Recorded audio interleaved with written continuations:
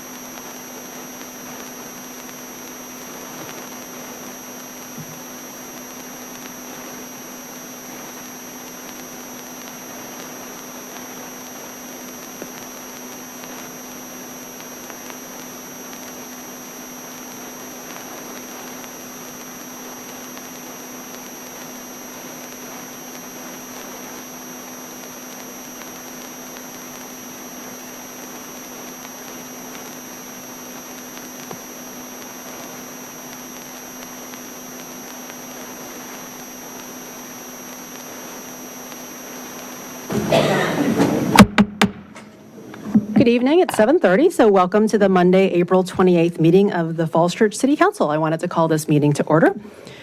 Madam Clerk, can we start with roll call, please? Yes. Ms. Conley? Here. Ms. Downs? Here. Ms. Flynn? Here. Ms. Shantz-Hiscott? Here. Mr. Snyder? Here. Ms. Underhill? Here. And Mayor Hardy? Here. Thank you, Council. Okay, well, let's start with the Pledge of Allegiance. If I could ask you all to join us, please.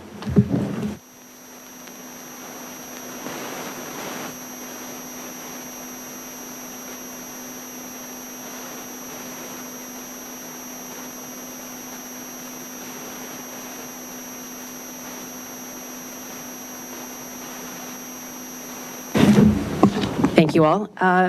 May I have a motion to adopt tonight's meeting agenda, please? I move to adopt tonight's meeting agenda. You have a second? Second. All in favor? Aye. Any noes? Meeting agenda is adopted. Our proclamation-orama is continuing. May is going to be a busy month, and so we've got 6 proclamations. We welcome everyone in the audience for joining us tonight for this special meeting. First up is a proclamation declaring May 2nd, 2025 as Janet Haynes Day in the city of Falls Church. And Vice Mayor Shantz Hiscott will do the honors. Thank you. Whereas Janet Haynes is celebrating the occasion of her 100th birthday, and whereas Janet Haynes served as a school crossing guard with the City of Falls Church Police Department from 1967 to 2019, and whereas for 52 years, Janet Haynes safely escorted 3 generations of St. James Catholic School students under her tutelage with an extra smile and wave to thousands of motorists and pedestrians. And whereas Janet Haynes has received numerous accolades for her service to this community, among them being a Grand Marshal for the 2013 Falls Church Memorial Day Parade. Now therefore, I, Letty Hardy, Mayor of the City of Falls Church, Virginia, do hereby proclaim Friday, May 2nd, 2025 as Janet Haynes Day.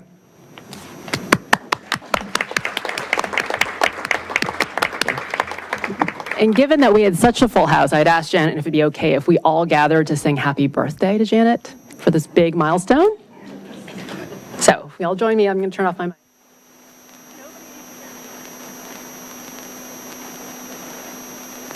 Happy birthday to you. Happy birthday to you. Happy birthday, dear Janet. Happy birthday to you.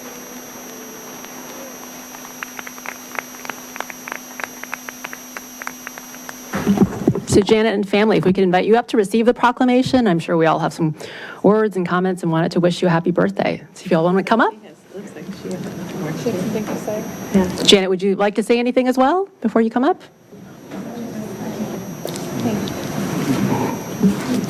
Alrighty. I think she's coming.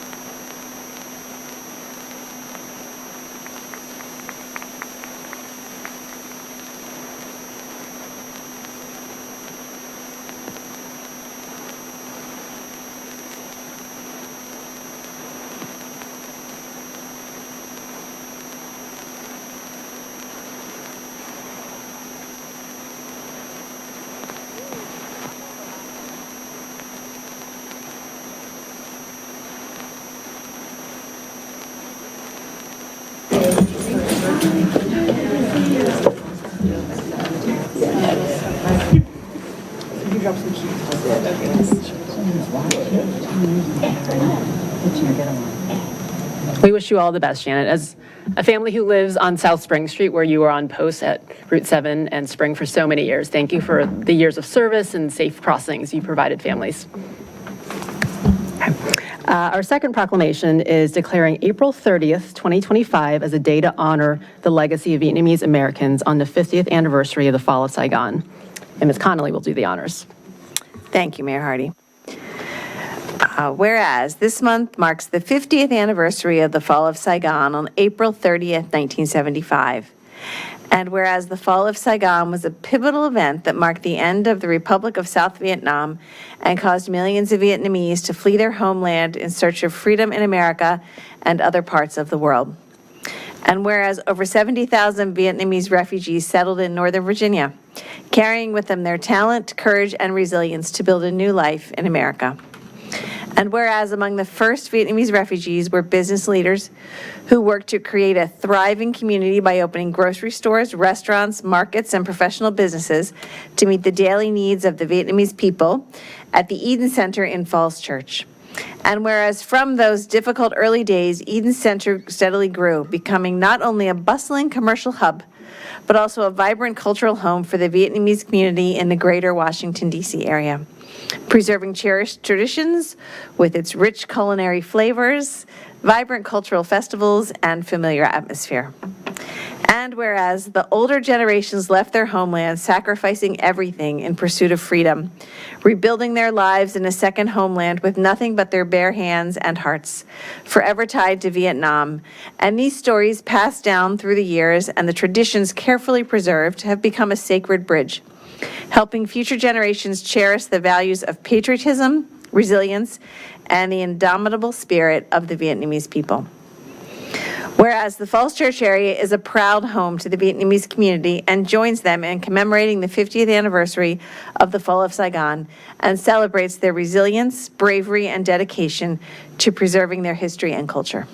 Now therefore, I, Letty Hardy, Mayor of the City of Falls Church, Virginia, do hereby proclaim April 30th, 2025 as a day to honor the legacy of Vietnamese Americans on the 50th anniversary of the fall of Saigon in the City of Falls Church, and urge all residents to respect and honor our diverse community and celebrate and build a culture of awareness and acceptance. Congratulations. Thank you. It looks like we have a great audience here tonight. So we'd welcome you up to speak if you'd like, or come up and receive the proclamation. Thank you for joining us.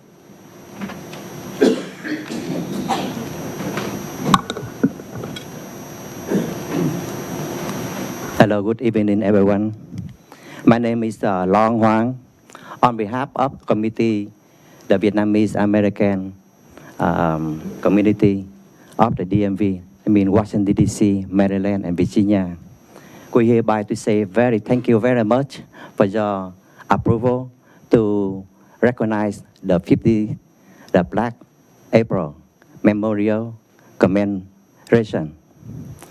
Since April 30, we around the world, Vietnamese around the world got together to remember a million people died during the Vietnam War, and also remember a million people escaped from Vietnam because of communists, and 1,000 Vietnamese people died on the ocean. And we look for the freedom and democracy. And we, again, thank you very much for your recognition.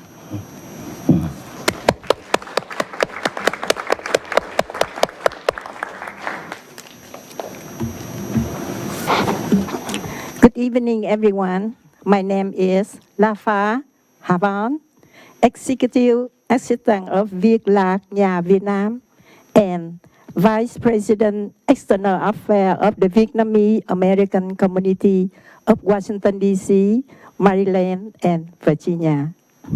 We are honored to be here today for the legacy of Vietnamese Americans on the 50th anniversary of the fall of Saigon.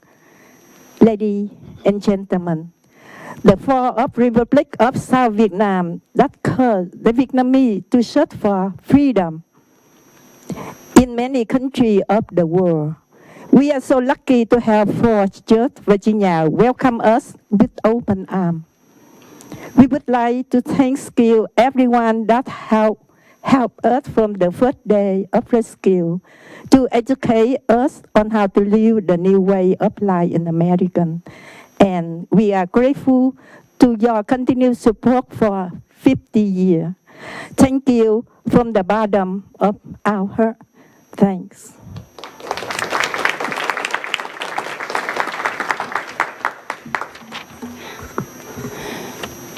Good evening, esteemed council members of the City of Falls Church. Good evening, everyone. My name is Do Như Nguyen, and I am simply a member of the Vietnamese American community in Northern Virginia. Ladies and gentlemen, 50 years ago, The lives of millions of South Vietnamese were turned upside down on April 30th, 1975, by a historic event, the fall of Saigon. Many lost their lives defending freedom. Many left behind all they knew and loved and headed towards a future full of unknowns in search of freedom. The exodus continues for another couple of decades, primarily by boat. The world came to know of a new term, boat people. My family and I became boat people in 1980. Like the majority of other Vietnamese refugees, we arrived in the United States with very little in terms of possessions, as well as the command of the English language. I could write a whole book on how we butchered the English language and on how things were so lost in translation that it could go, and it did go, very wrong. The U.S. had opened its arms and provided us with a safe harbor and opportunities to rebuild our lives from the ground up. Through trials and tribulations, we have thrived. In a short period of 50 years, we have integrated into the American culture and made contributions in all aspects of the American society. We have made this country our home. And so today, we are proud to call ourselves Vietnamese Americans. But one cannot forget about history, despite how painful it is. And Vietnamese in exile all over the world are preparing for the commemoration of the 50th anniversary of the fall of Saigon, also known as Black April. Where would we all be today if we had not had the support from the U.S. in general and from the Commonwealth of Virginia in particular? Therefore, today, ladies and gentlemen, we are deeply honored and grateful for the proclamation declaring April 30th, 2025 as the day to honor the legacy of Vietnamese Americans on the 50th anniversary of the fall of Saigon from the City of Falls Church. It is a symbol of your continuous support. With the recent honorary naming of Saigon Boulevard, of the section of the Wilson Boulevard in front of Eden Center, and the upcoming Vietnamese Heritage Day on June 7, 2025. So please accept our deepest gratitude. Thank you.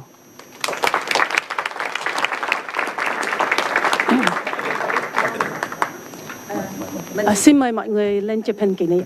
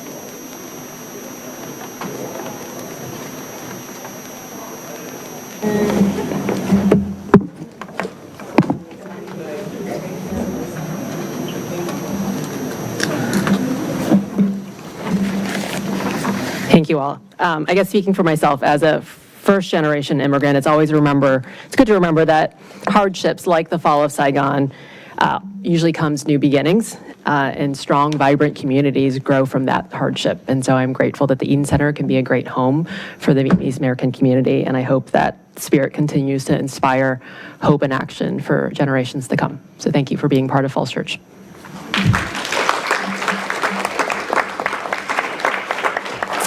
Our third proclamation tonight is recognizing May 2025 as National Bike Month and June 3rd, 2025 as World Cycling Day in the city of Falls Church. And Ms. Underhill will do the honors. Whereas May is recognized nationally as Bike Month, established in 1956 to promote public awareness of the benefits of bicycling and to advocate for cyclist safety. And whereas June 3rd is celebrated globally as World Cycling Day, highlighting the importance of cycling as a sustainable, healthy, and inclusive mode of transportation and recreation. And whereas the City of Falls Church has demonstrated a steadfast commitment to enhancing multimodal transportation infrastructure and promoting cycling within the community through numerous initiatives, including dedicated bike lanes on Hillwood Avenue, North Roosevelt Boulevard, South Maple Avenue, West Falls Station Boulevard, Wallace Street, improving and safety and connectivity for people using bicycles. Washington and Old Dominion dual trails featuring separate paths for cyclists and pedestrians, and new road crossings improving safety and accessibility for all road users. Capital Bike Share providing convenient access to shared bicycles, encouraging cycling as a viable and environmentally friendly transportation option. Promotion of bicycle education starting in the past year with first grade bicycle class in the school, and a bike bus to school on Fridays, instilling safe cycling habits in young residents. Adoption of the 2025 Bicycle Master Plan, reflecting the city's ongoing dedication to creating safe, connected, and accessible bicycling network for all ages and abilities. And whereas bicycling is celebrated in the community through recurring events that promote fun, safety, and accessibility for riders of all ages, including Bike to Work Day and Bike to School Days, occurring May 16th and May 6th, respectively this year. Pop-up traffic gardens to teach young children bicycling skills in a protected environment. The Halloween Family Bike Ride, where families dress in costume and ride throughout the city. The Holiday Lights Ride, showcasing festive homes while encouraging residents to gather in the spirit of the season. The WNOD Trail Cleanups, where community members come together to maintain the city's most significant shared-use trail. And local bike shop group rides, fostering camaraderie and a strong cycling community. Whereas these accomplishments and events have led to a growing bicycle culture in Falls Church, contributing to a doubling of the bicycle mode share for work trips from 2010 to 2021, establishment of Bike Falls Church in 2021 as a local bicycling advocacy group, and setting records for capital bike share use in 2024. And whereas bicycling offers numerous benefits, including improved physical and mental health, reduced traffic congestion, reduced parking demand, improved air quality, stronger local business, more community connections, and an enhanced quality of life for residents of all ages. Now, therefore, I, Letty Hardy, Mayor of the City of Falls Church, Virginia, do hereby recognize May 2025 as National Bike Month and June 3rd, 2025 as World Cycling Day in the City of Falls Church. I encourage all residents to celebrate these observances by participating in bike activities, supporting multimodal infrastructure, and continuing to build towards a bicycle-friendly community award. It looks like we've got Bike Falls Church as well as WABA here, so we'd invite you to come up and speak and receive the proclamation. Help us celebrate.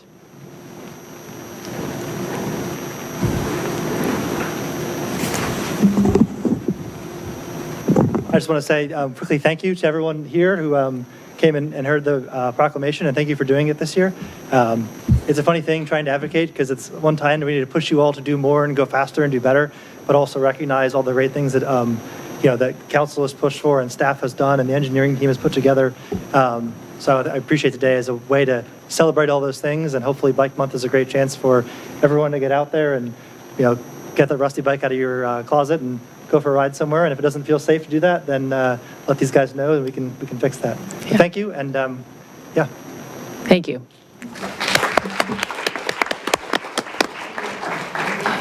Mr. Olson, would you like to come up along with, to help receive it? And I will say, hopefully it can be a both and. We can celebrate everything that we're doing, and you can hold us accountable to do better.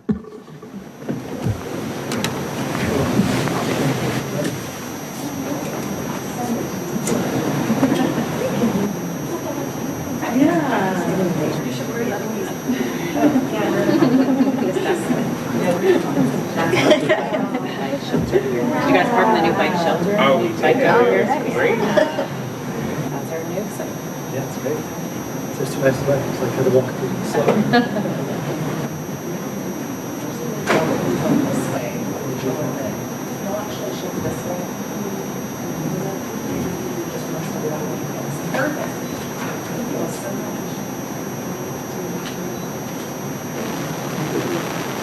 Thanks, everyone.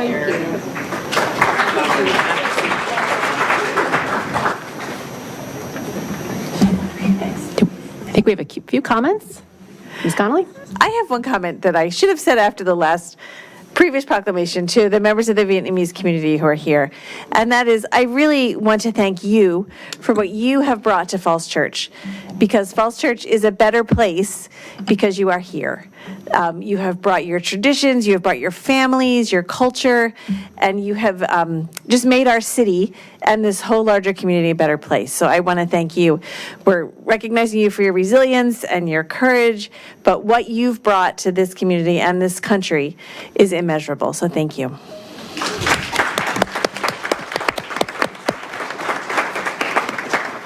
You're here. So fourth up, we have a proclamation declaring May 4th to 10th as Public Service Recognition Week in the City of Falls Church. And Mr. Snyder will read that one. Thank you very much, Madam Mayor. And this is another example of the contributions of Vietnamese Americans, not only in business and the arts, as was mentioned before, but also in public service. And tonight we celebrate all of our public servants, and especially note the contribution of Vietnamese Americans in so many different fields of public service here in the City of Falls Church, in the country and around the world. So this is a proclamation declaring May 4 through 10, 2025 Public Service Recognition Week in the City of Falls Church.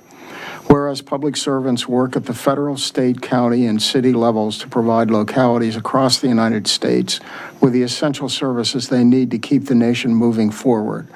And whereas the work of public servants encompasses a wide variety of responsibilities, including promoting and maintaining public safety, educating our children, hosting community events, repairing and maintaining our streets, sewer systems, and public utilities, caring for vulnerable populations, promoting fairness and inclusion, protecting our natural environment, engaging with the public, and providing responsive customer service, all of which come together to form a well-functioning, efficient, and effective system that meets the needs of the community.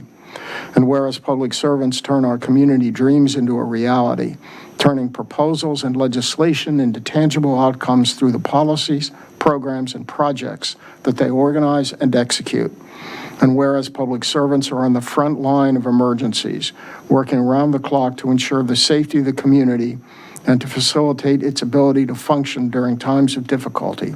And whereas city and school employees always go the extra mile to meet the needs of the Falls Church community. Now therefore, I, Letty Hardy, Mayor of the City of Falls Church, Virginia, do hereby proclaim the week of May 4th to 10th, 2025 as Public Service Recognition Week, and thank all public servants for contributing to make the City of Falls Church such a great place to live, work, learn, and play, and ask the public to join me in recognizing and celebrating the city's and schools' dedicated employees.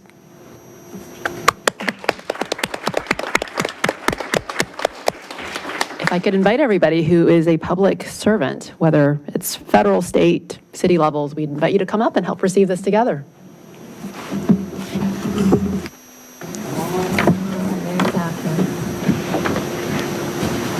All right, but why you have to make Mary Catherine get in the picture? What's that? You have to make Mary Catherine get in the picture. Yeah. She won't. She wants to take the photo. Yes. You have to do a selfie, Mary Catherine. Yeah. That would be fun. Yeah.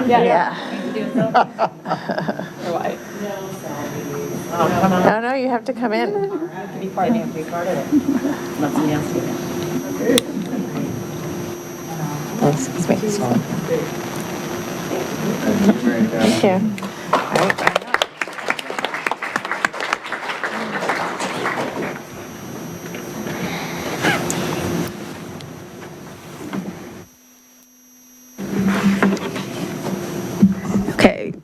fifth one tonight, proclamation declaring May 2025 as Building Safety Month in the City of Falls Church. And Ms. Flynn will do the honors. Whereas the City of Falls Church is committed to recognizing that the safety and reliability of homes, buildings, and infrastructure are essential to our growth and resilience, both in everyday life and during times of disaster.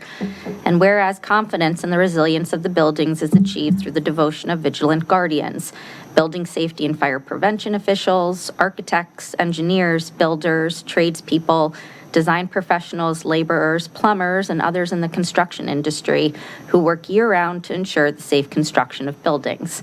And whereas these guardians are dedicated members of the Virginia Building Code Association and International Code Council, nonprofit organizations that bring together local, state, territorial, tribal, and federal officials who are experts in the built environment to create and implement the highest quality codes to protect us in the buildings where we live, learn, work, and play.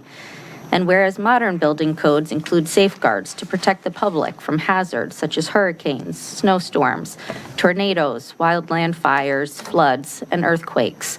And whereas Building Safety Month is sponsored by the International Code Council to remind the public about the critical role of the largely unknown protectors of public safety, our local officials, who assure safe, sustainable, and affordable buildings that are essential to the prosperity of the community. And whereas Game On, the theme for Building Safety Month 2025, encourages all to get involved and raise awareness about building safety on a personal, local, and global scale. And whereas each year, in observance of Building Safety Month, people all over the world are asked to consider the commitment to improve building safety, resilience, and economic investment at home and in the community, and to acknowledge the essential service provided to all of us by local and state building departments, fire prevention bureaus, and federal agencies in protecting lives and property. Now therefore, I, Letty Hardy, Mayor of the City of Falls Church, Virginia, do hereby proclaim May 2025 as Building Safety Month in the City of Falls Church and call this observance to the attention of all.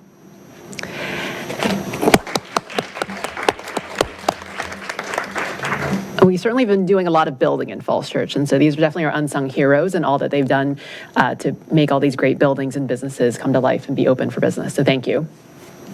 If I could just join Mayor with the Mayor and Council in thanking our building safety staff. They've just been doing heroic work over the past 4 years in particular.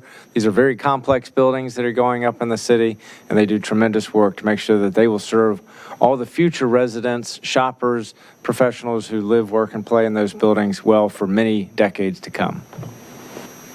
Thank you all. Is there anyone here to receive it, or we'll save it for John Russell and team? Yeah. Okay, thank you. Okay. Last but not least is a proclamation declaring May 4th to 10th, 2025 as Professional Municipal Clerks Week in the City of Falls Church, and Ms. Downs will do that honor. Thank you. Whereas the office of the professional municipal clerk is a time-honored and vital part of local government that exists throughout the world, and whereas the municipal clerk is the oldest among public servants, and whereas the municipal clerk provides the professional link between the community, local governing bodies, and agencies of government at all levels, and whereas municipal clerks have pledged to be ever mindful of their neutrality and impartiality, rendering equal service to all, and whereas the municipal clerk serves as the information center on functions of the local government and is the conduit for the public to reach their locally elected representatives. And whereas professional municipal clerks continually strive to improve the administration of the affairs of their offices through participation in education programs, seminars, workshops, and the annual meetings of their regional, state, provincial, and international professional organizations. And whereas the municipal clerks serving the City of Falls Church meet the highest standards for fostering transparency and democracy in our community by implementing and maintaining live-streamed and recorded public meetings, processing Freedom of Information Act requests for public records daily, maintaining the public records of the city and training staff in the proper care of those records, reviewing legislation and staff reports to the City Council to ensure accuracy and clarity, managing the membership of the positions on 34 city and regional boards and commissions, providing support and training to the members and staff of boards and commissions, and responding daily to resident requests, questions, and comments in a manner that values the relationships that are built through caring and empathetic interactions. And whereas it is most appropriate that we recognize the accomplishments of the Office of the Professional Municipal Clerk. Now therefore, I, Letty Hardy, Mayor of the City of Falls Church, Virginia, do hereby recognize the week of May 4th through 10th, 2025 as Professional Municipal Clerks Week in the City of Falls Church, and further extend our appreciation to our professional municipal clerks, Deputy City Clerk Veronica Prince and City Clerk Celeste Heath, and to all professional municipal clerks for the vital services they perform and their exemplary dedication to the communities they represent.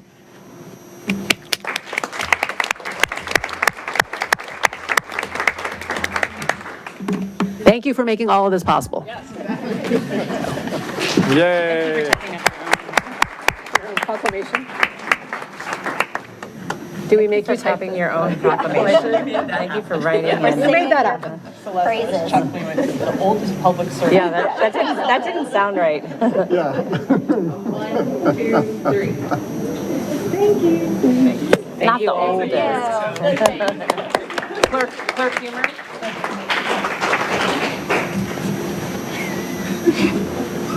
Thank you all. What a lovely mix of proclamations and recognitions today. Mayor Hardy, if I may. Yes. I know I'm speaking for all of my colleagues when I just say, if everyone would know that to the left, these two women really make us look great up here. They do all of the non-glamorous work behind the scenes and really make sure that we can do our jobs effectively. So thank you both on behalf of the council for all you do. Thank you. Well said. Okay, moving on to the agenda. Let's move on. Do we have any people in the audience doing oaths of office tonight? We don't. Okay. Well, I think we're ready to item number 8, which is receipt of public comment. Can we start with summary of written comments, please?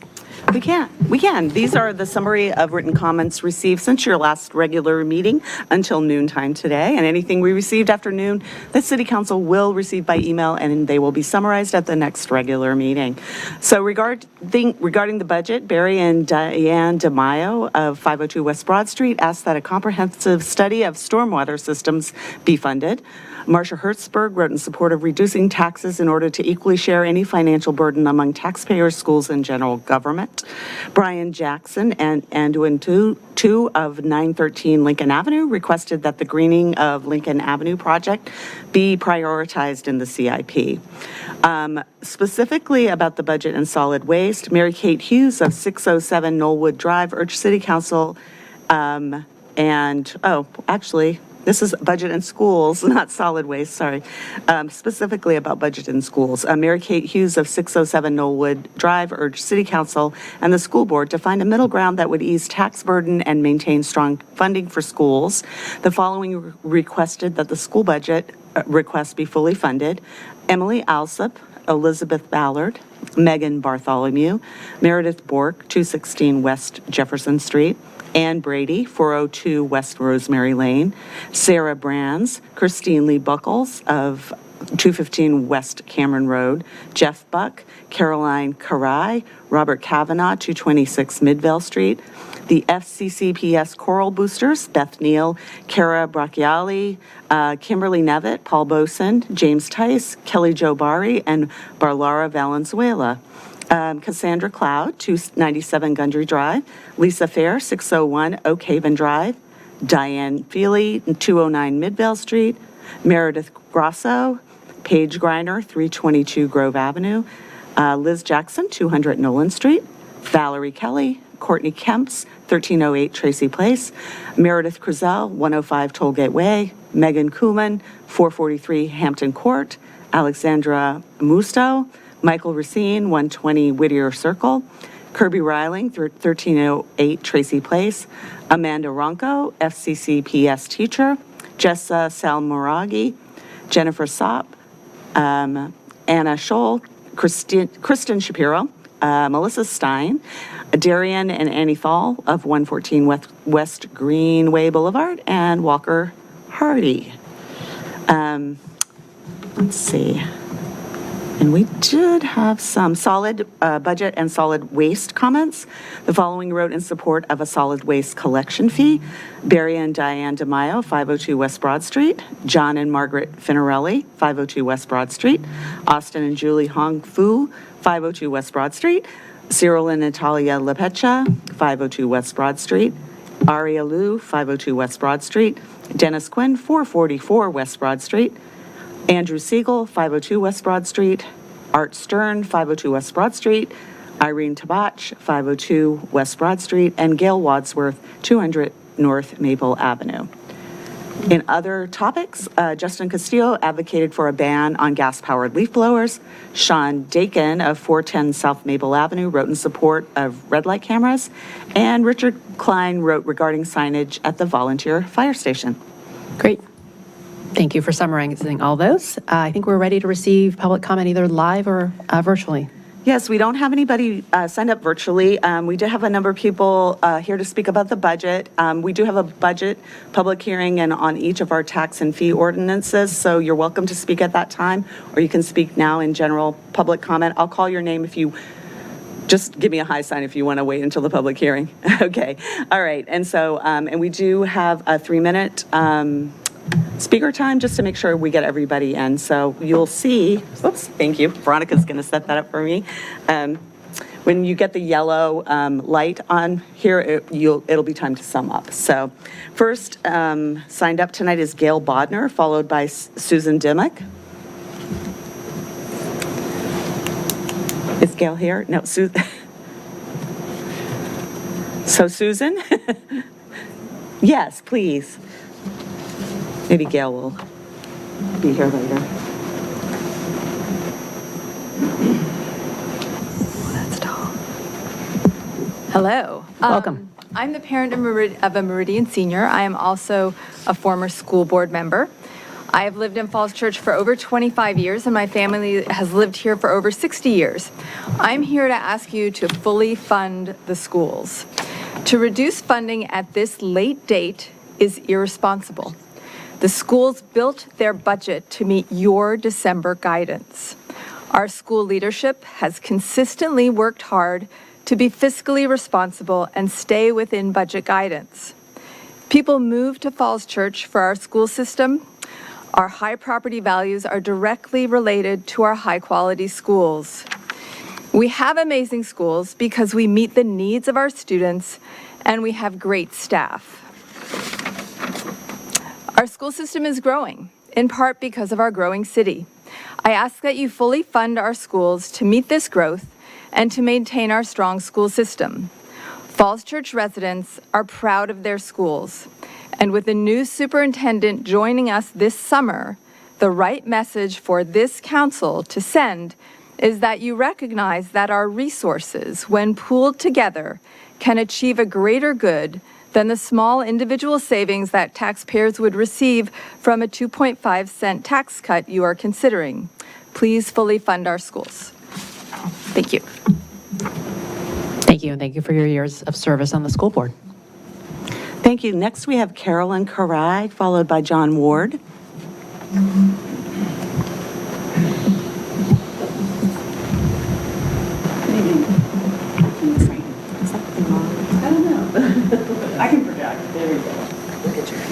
Thank you.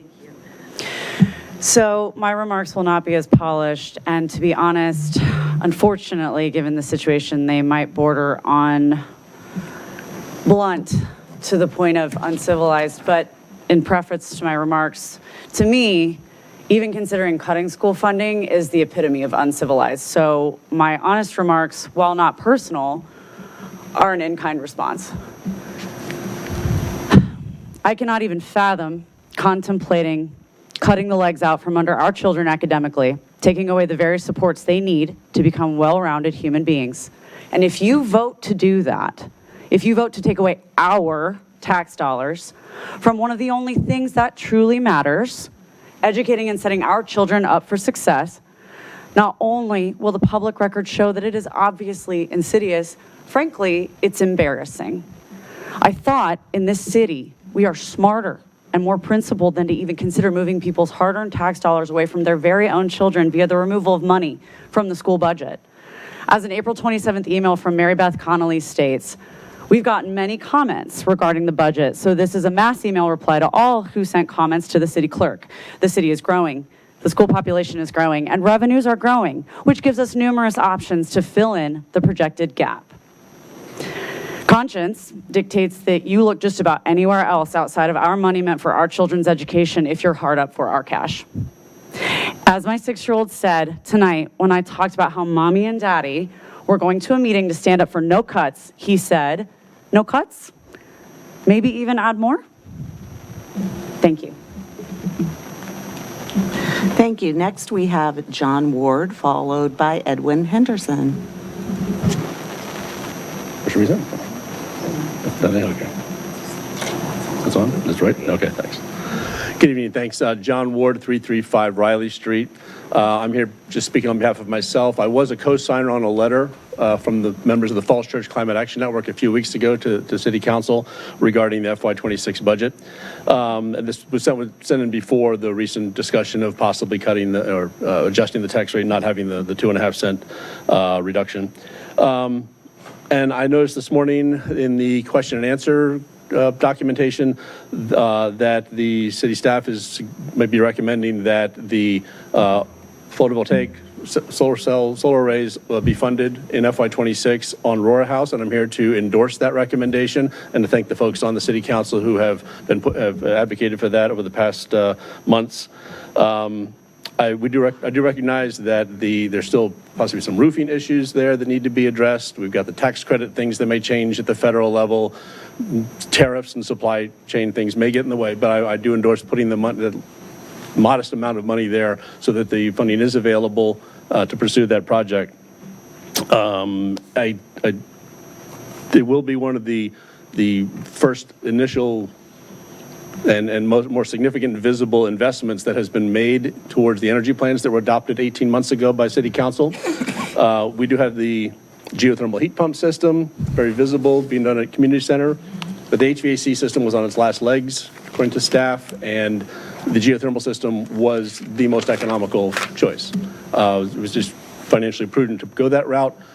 Periodically, the school system has to refresh its bus fleet. We spent a significant amount of money a couple of years ago to transfer to the schools for a couple of new buses, but basically the net outlay there was basically the same for a diesel bus. We got a couple of electric buses, but the funding was to unlock federal grant cost sharing. So this particular option, putting solar panels on Aurora House, is something you don't really have to do. And I just want to thank the City Council and the city staff for recommending that they pursue this effort that was laid out in the plans that were adopted a year and a half ago, and for putting that money aside. And if things go south, at least the money is there for other environmental things, and to get that process going. If you're looking for ways to save a little money, I'll throw out that I think the renewable energy credits that are purchased every year, it's a very modest amount. I think in the Q&A it said about $7,000. I think that's I can talk separately, but I think that's a fairly low value for the money that we're spending on that, and that's a place to trim. It's not much, but it's a little bit of something. Thank you. Thank you. Next, we have Edwin Henderson, followed by Nick Benton.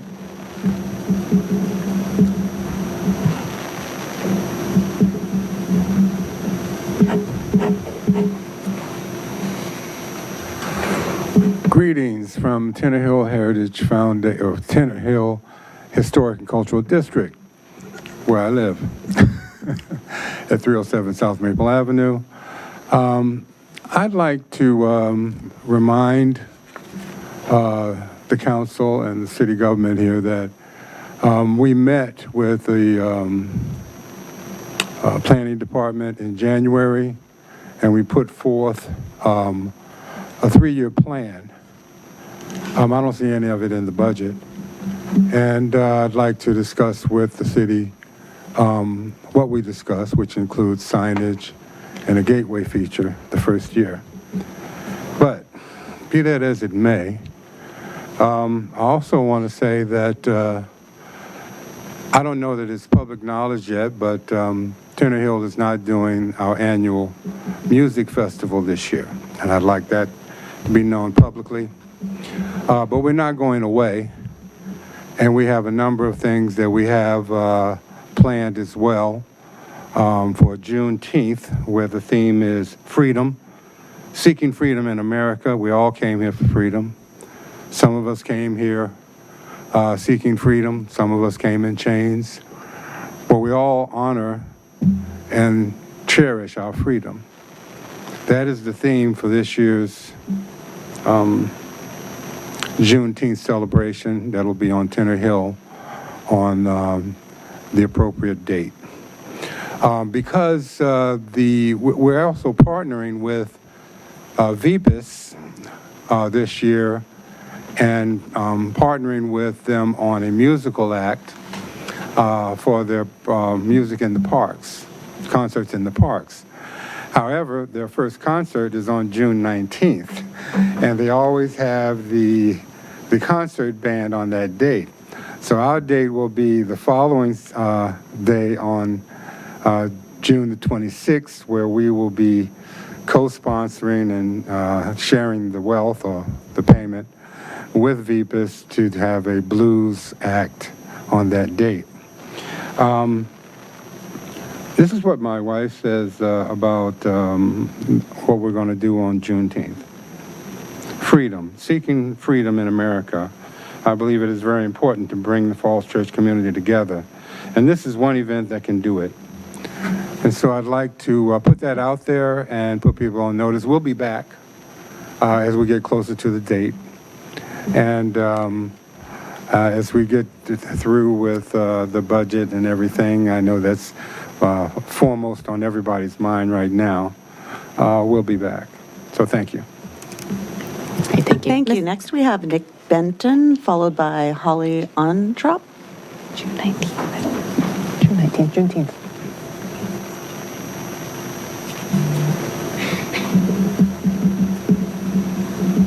Hello, Council.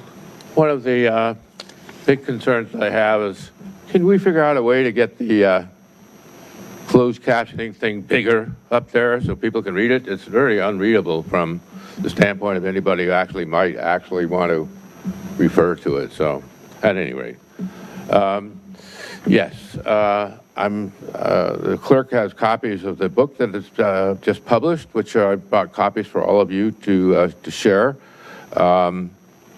It's called My Faith, My Newspaper, and it's got a lot of Falls Church history in it, especially the period when the big battle over the Falls Church Episcopal Church was waged over a 7-year period that actually led to the retention of the church property by the Episcopal Church of Episcopal Diocese of Virginia that's there now, and they're doing a great job building that church. So I think it's something that you'll find very interesting to read, and it includes the text of the proclamation that you recently passed honoring the news press on its 34th birthday. I'm coming for you now because I sent you all a few years ago, the council had okayed the expenditure of $100,000 to promote local businesses through the Falls Church News Press.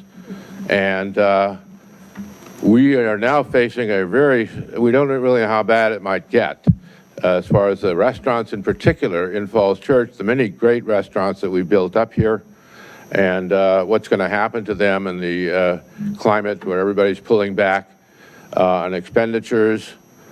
I've got a plan, very, very affordable plan to virtually triple, even more, the circulation of the news press beyond the 140 locations right here in the city to the 5 zip codes around the city that could get that information about our local restaurants. And I want to, introduce a theme like I first heard in Southern California, Dine Along Falls Church's world famous restaurant row, from West Falls to the Eden Center. And to promote the local restaurants here in the community and get people from around the community where there's $14 billion worth of disposable income annually. It's a very wealthy community. and get them into our restaurants, give them a shot. Well, what I'm asking and what I need to, in order to do this is for a portion of the funds that were basically authorized to do advertising in the Falls Church News Press, half of that, $50,000, be advanced to us as a draw against advertising in order that we can actually launch this campaign. So I'm hoping you will consider it. It's a pittance. It's just hardly anything in a multi-million-dollar budget, but it's something that I think can make a huge difference for our restaurants. Thank you. Thank you. And we fixed this. Veronica did. Huh? We fixed it. Oh, there we go. Real-time action, Well thank you. done. You're a genius. Next, we have Holly Ontrop, followed by Chris Graham. Hello, as you said, my name is Holly Ontrop. I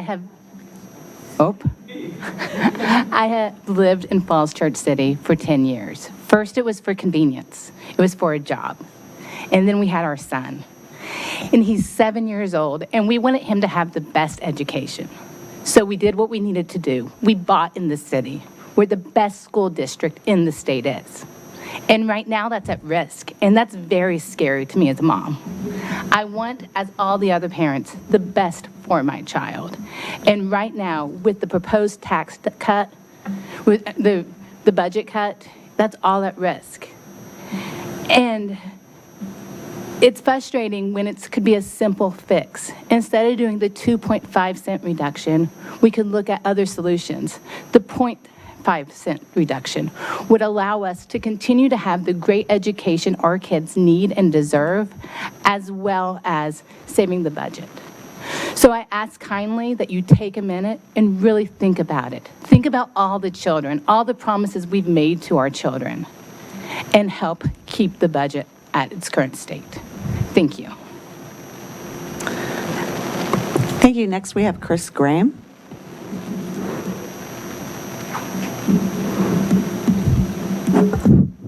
Okay. Thank you for allowing me to speak this evening. My name is Chris Graham. I live on Grove Avenue here in the city of Falls Church. I've been a homeowner in the city of Falls Church since 2002, but did not start utilizing the schools until 2021. I have two boys, 7 and 9. I was a late bloomer. But when my wife finally moved in with me in 2013, she looked at me and she said, geez, we can't move away from this place. Do you know how good the schools are here? And I looked and I thought, gosh, she's already talking about having kids. Oh, no. At any rate, that levity aside, I do not support the cut to the school budget. I mean, I would rather, like Holly said, see the 0.5-cent reduction in the real estate tax as opposed to the 2.5 cent. I don't feel like now is the time to cut school budgets. If you look in the news, Department of Education, educators around the country, Harvard University, everyone is under attack. Our teachers and our school staff do not deserve to be under attack in this small hamlet that we live in. We all love them. We all live here, or the majority of us live here because of the schools. Another thing that I wanted to add to that is I was under the impression with all of the development that's going on the last few years. So I lived on Great Falls Street right across from Mr. Snyder starting in 2002, and I've seen this city change for the better dramatically, especially with the development that's been going on. But I was always under the impression with the new development and a lot of the short-term inconveniences we've seen with construction, that would lessen some of the burden on our schools. We'd be bringing in a younger demographic, but instead we're seeing actual school enrollments go up. We all want to live here, but the majority of us do not want to see the school budget decreased. It's going to impact our children, our teachers, more importantly, the staff that supports those teachers, and our kids' futures. Council members, I'm asking you, do not submit our educators and our school staff to budget cuts and keep the budget intact. Thank you.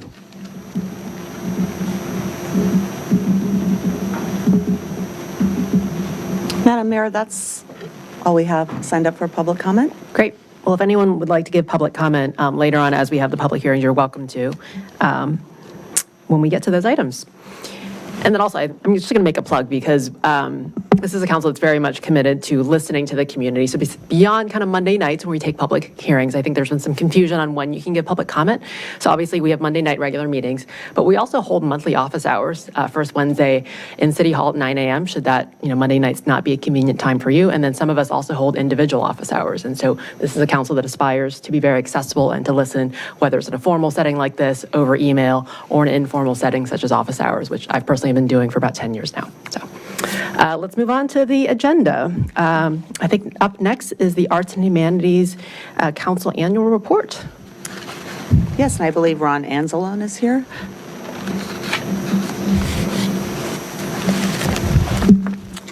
Good evening, Mayor Hardy, Vice Mayor Hiskett, council members. My name is Ron Anzalone. I live at 212 West Cameron Road, and I serve as the Vice Chair of the Arts and Humanities Council. On behalf of Chair Laura Connors Hull and our fellow members, we're pleased to present you with the annual report for 2024. Now, we apologize for the length of this document, but we did wish to ensure that not only would you be able to see what the Arts and Humanities Council has been up to over the course of the year, but also how the individual member organizations that make up the council are fulfilling their missions to enthusiastic involvement and response to their efforts from the public, one of which is the Vietnamese Artistic and Literary Club, and you've heard from them this evening. The visual and performing arts are flourishing in Falls Church, and 2024 was a very busy and productive year for us and the many creative individuals engaged in artistic and cultural endeavors. I want to give special thanks to our staff liaison, Holly Irwin, staff member Mike Guy, our city council representative, Justin Underhill, and of course our enthusiastic and involved members.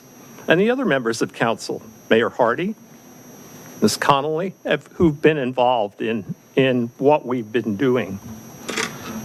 We also wish to thank the various businesses, project developers, and creative team members for working with member organizations and the city to ensure that public art is an integral part of the city's landscape now and into the future.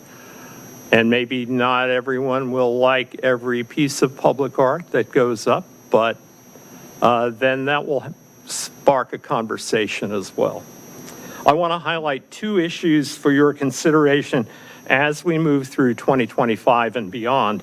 First, to get the best bang for the buck culturally and artistically, we're recommending that the Arts and Humanities Council be included earlier in the planning and review process for voluntary concessions with proposed public art on new development projects. And we talk about that a little bit in the annual report about some of our experience.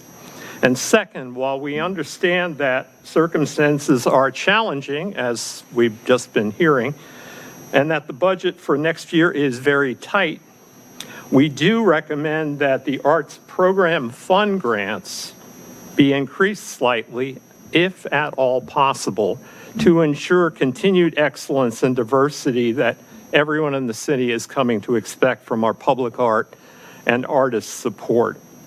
Cultural performance, historical interpretation, and related program activities. And the one observation I have, again, the report talks about this, is that we need to expand the pool a little bit of organizations that are eligible for grants in the city. And there are new groups that are coming in looking for ways to find that funding, such as the Vietnamese Artistic and Literary Club. So thank you. I'd be pleased to address any questions you may have. Great. Thank you, Mr. Anzalone. And thank you for your years of service on this and our other boards and commissions like the Historical Commission. Sure. It is really lovely to see all the art and all the activities have really blossomed in Arts and Humanities. So thank you for being a part of that. Do we have questions or comments for Arts and Humanities? Ms. Downs? Thank Thank you so much for your presentation. I love the art walk. Are we doing that again this year? We are doing that again. Great. Yes. And you may know that World Art Day in Falls Church was postponed from this last weekend because of weather issues or potential weather issues. We hope we're not going to have another problem on Saturday, but it's postponed to this coming Saturday. So May 3rd will be Art Day in Falls Church. And it'll be a mix of visual and performing arts as well as historical interpretation and so on. Great. Thank you to you and the council for all of your work to make this city more beautiful. Really appreciate it. Ms. Connolly? Mr. Anzalone, and to all the members of the Arts and Humanities Council, over the years, you have really gelled and worked together in a very good way. I was the representative 12 years ago or so, and it was just beginning, and there were a lot of how to figure out how to have all these groups work together, and you really have done a great job. And it's great to see so much public art in the City of Falls Church. It's wonderful to have so many arts organizations that are also working, and to see people working together makes a big difference. So thank you for sticking with it all these years, and we look forward to so much more in the future.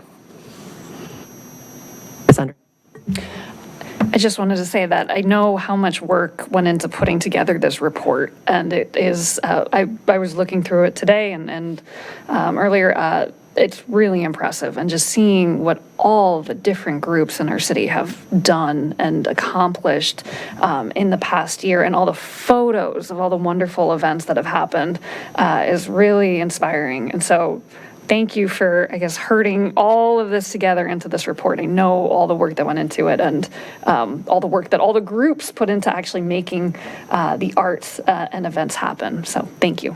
Everybody stepped up. Yeah. Great. Vice Mayor? At the risk of being repetitive, I too want to thank you and add that, in particular, adding the Vietnamese cultural event last year that Justine and I had an opportunity to participate in was particularly fun, and a new and great improvement in our arts and cultural society. So thank you for all your work. I really appreciate it. And they'll be back out there. I heard that earlier this evening. I was pleased to hear that, and I recognize some of the dresses that we were also provided. Thanks. Any other final? Mr. Snyder? Thanks very much. I also wanted to point out a great opening at Creative Cauldron on Saturday with a very meaningful new play. Just one more example, when you think about the arts, they're really one of the things that really create community and maintain it. And I want to thank you and everyone involved. It's such a great example of citizens coming forward and volunteering and contributing their knowledge and their skills and their art for the benefit of the community. So please pass on my appreciation to everyone involved. Thank you, Mr. Smith. And I don't want you to take my silence as a lack of appreciation for the council. So I also want to just say thank you. And as Mr. Snyder said, you think about the social fabric of communities, and really, so many wonderful contributors and generous organizations, and the people in those organizations that really making our community as vibrant as it is, and as cohesive as it is, and also as outward and forward-looking as it is. So thank all of you. And it's old folks like me, as well as the really little folks who are contributing. Thank you. And thank you for your budget note. It's something that we will keep in mind as we continue deliberating. Thank you. And then next we have the annual report from the Planning Commission. Welcome, Ms. Comont and Mr. Stevens. I think it's on. Good evening, Council, Mayor Hardy, Vice Mayor Hiscott, members of City Council. I'm Andrea Comont. I'm serving as Chair of the Planning Commission for 2025. I'm here tonight to deliver our annual report. First, I'd like to thank staff and my fellow commissioners. In 2024, Robert Puentes served as our chair. I was vice chair. We were also joined by Brent Krasner, Tim Stevens, Derek Hyra, Sharon Friedlander, and Phil Duncan.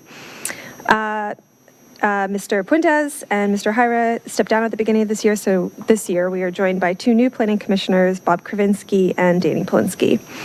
We're also very ably supported by our city staff, including in 2024, former Director of Planning Paul Stoddard, and currently Interim Planning Director Gary Fuller, and then Senior Planner Jack Trainer serves as our Planning Commission clerk. We're also grateful for the contributions from our City Council liaison, Justine Underhill, and for all the support and guidance that we get from staff. So Planning Commission advises both City Council and the City Manager's Office on various planning matters within the city. We uphold the principles of the city's comprehensive plan and recommend changes to the plan periodically through a collaborative process with city staff and the community. We currently have the authority to review and approve subdivision site plans and easements. However, new Virginia state legislation recently passed in January, SB 974, would remove site plans and subdivisions from the purview of the PC. We discussed this change at our last meeting as it is significant, and we're awaiting further information from staff and our legal counsel, Ms. Gillette. So in 2024, some more to come on that. In 2024, the Planning Commission held 20 regular meetings, and we reviewed a wide variety of land use related items. Land use applications included the Maple and Annandale Special Exception, the Oak Park Townhomes Site Plan, the Lee Park Townhomes Site Plan, the Yassini Jewelers Site Plan, the Founders Road 2 Public Art Site Plan Amendment, and the Econized Closet Site Plan. On the comprehensive plan front, we undertook some updates. In 2024, we reviewed and approved an update to the demographics chapter of our comprehensive plan. The Tinner Hill Historic and Cultural District, an amendment to Chapter 3 of our comprehensive plan, Community Character and Design. An update to our bicycle master plan that was approved in January of this year. We also reviewed a first draft of an update to the public utilities chapter of the comprehensive plan and plan to continue that work this year in collaboration with staff. We also undertook some code updates, including an update to our floodplain ordinance, commercial parking relief zoning code amendment, and the accessory dwelling zoning code amendment. Much of the Planning Commission's work is aligned with Council's strategic priorities for 2024 and 2025, which include environmental sustainability, transportation, economic development, housing, and good governance.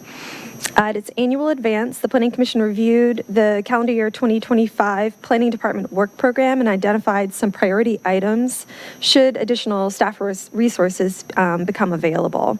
Those included some comprehensive plan chapter updates, including Chapter 1, the Introduction and Vision chapter of the comprehensive plan that was last updated in 2017.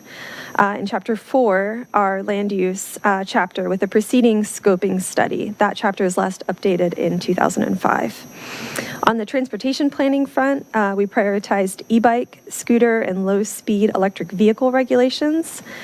On the environmental sustainability front, we prioritized strengthening our green building standards.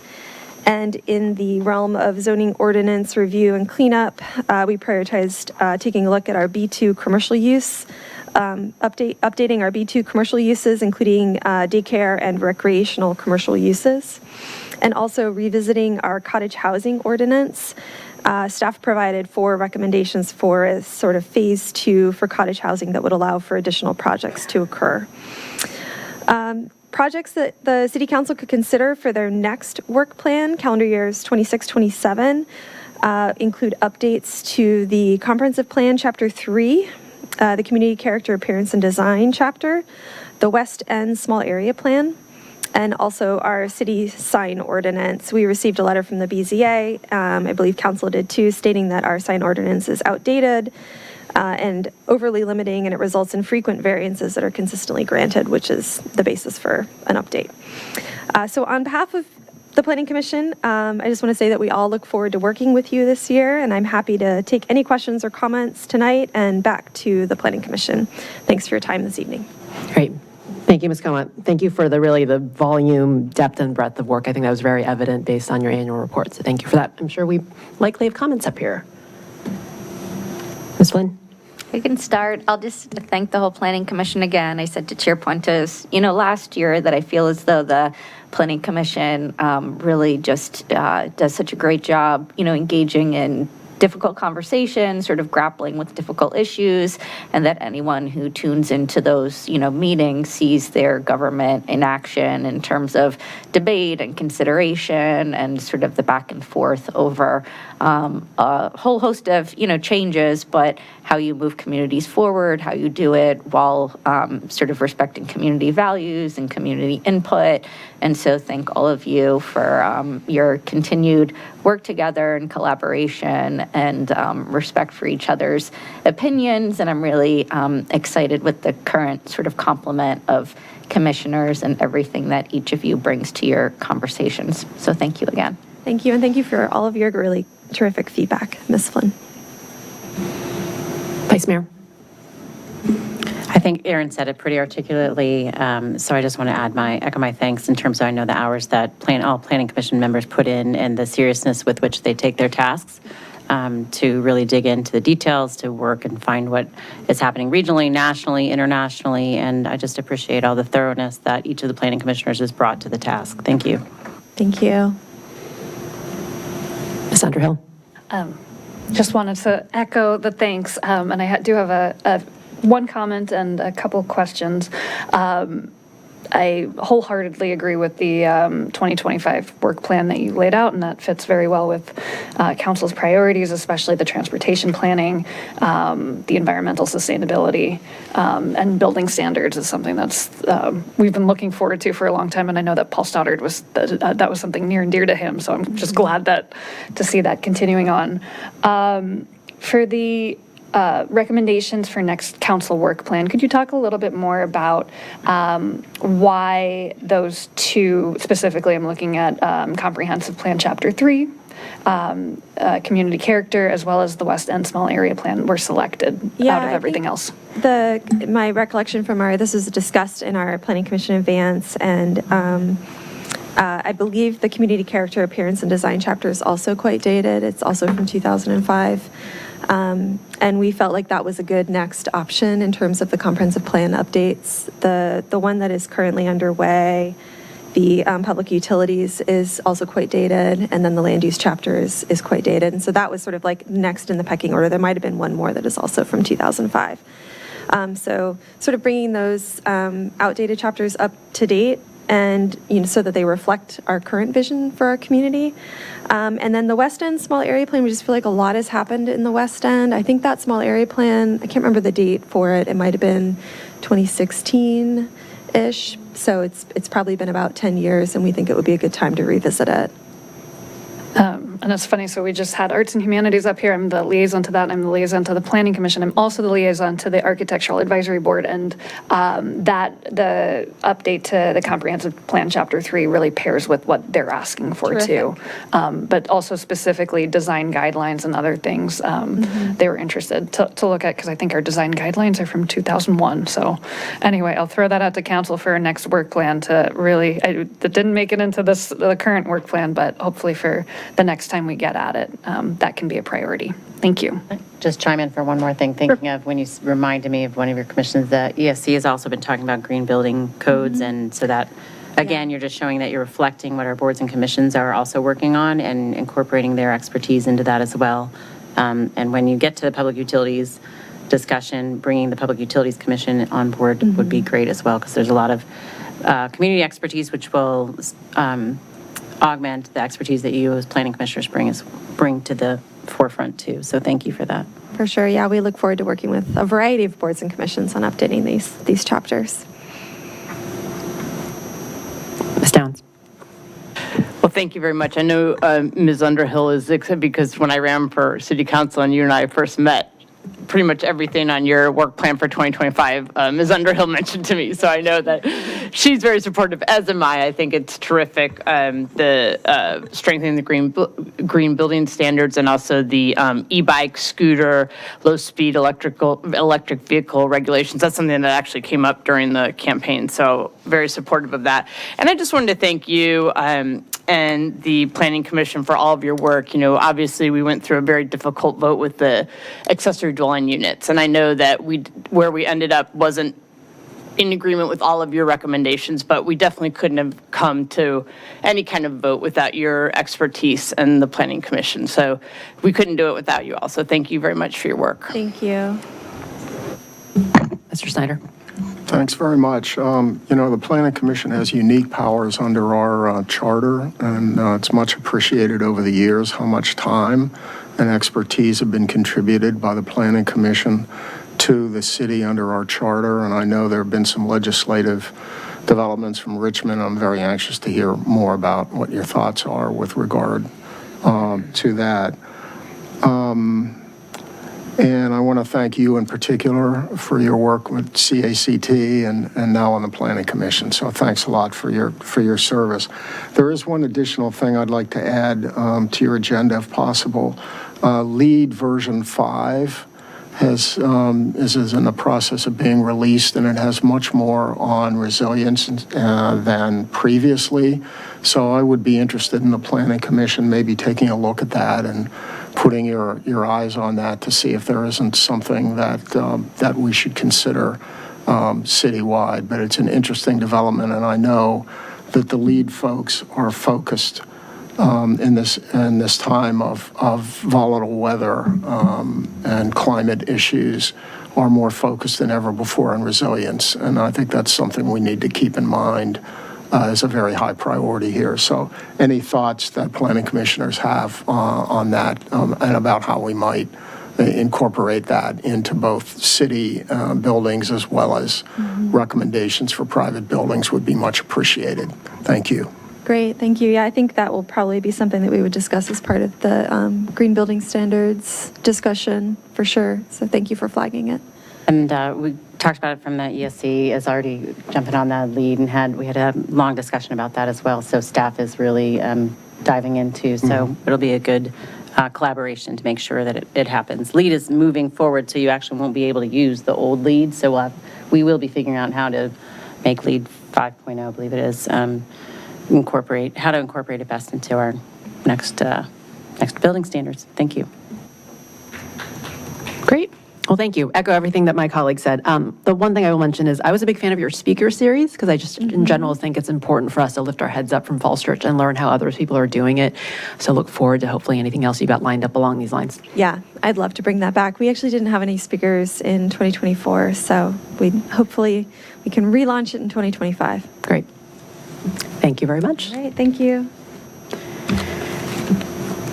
Okay, I think we're ready for the report of the city manager. Well, thank you, Mayor Hardy, members of council. I have 3 things to report on tonight. The first is the Americans with Disabilities Act transition plan is under development right now.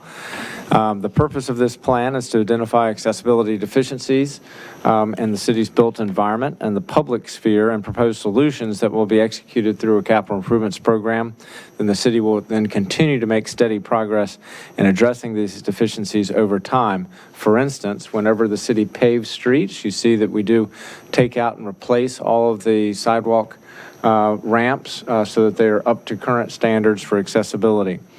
Kong Nguyen is our project leader on this, and he's doing a great job.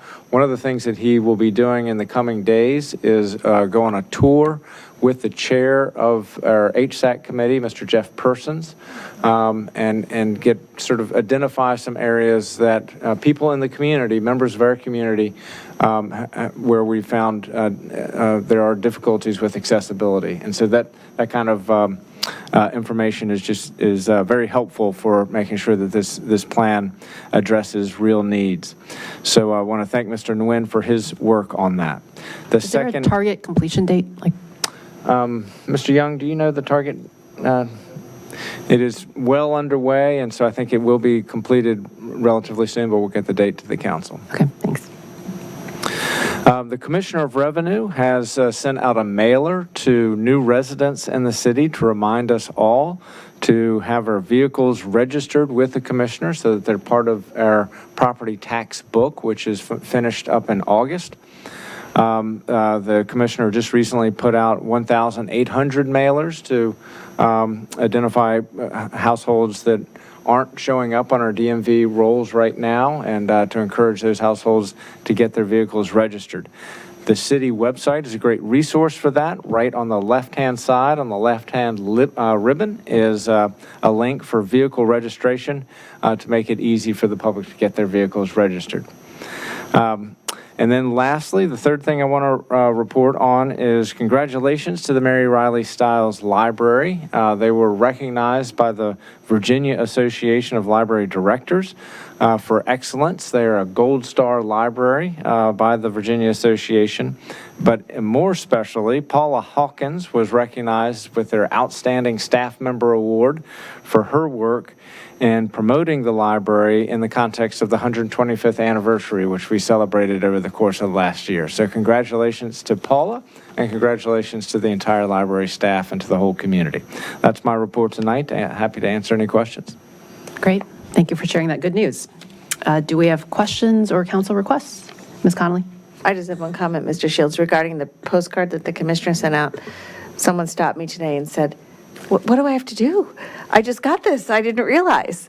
So I think it's helping that new residents are realizing they have to do something. So please share that. Thanks with the commissioner that is going out. And we are all, of course, happy to help support that in any way needed, because we would like to make sure that all the cars get registered. Other council questions, comments, requests? It's a light night. Okay, well, I actually have one. I actually just one. I saw news late in the day that Congressman Jerry Connolly is not seeking re-election due to return of his cancer. So while he's not our representative in the 11th district, I just thought we should thank him for his service. I think anyone with kind of local experience, local government experience is always a really good partner. And so he's been a good partner for us in the 8th district. So I wanted to make a request to staff if we can send a letter on behalf of Falls Church, thanking him for his years of service. Madam Mayor, I'd like to strongly support that. Thank you for bringing that up. Without Jerry Connolly, there would not have been a Silver Line. And more than any other person, he brought together not only for years and years and years, a Silver Line was just a line on the maps. And Jerry Connolly insisted that that stay on there. And it was really him and, of course, others. But Jerry in particular really brought all the elements together. He not only had the vision, but he had the ability to see it through.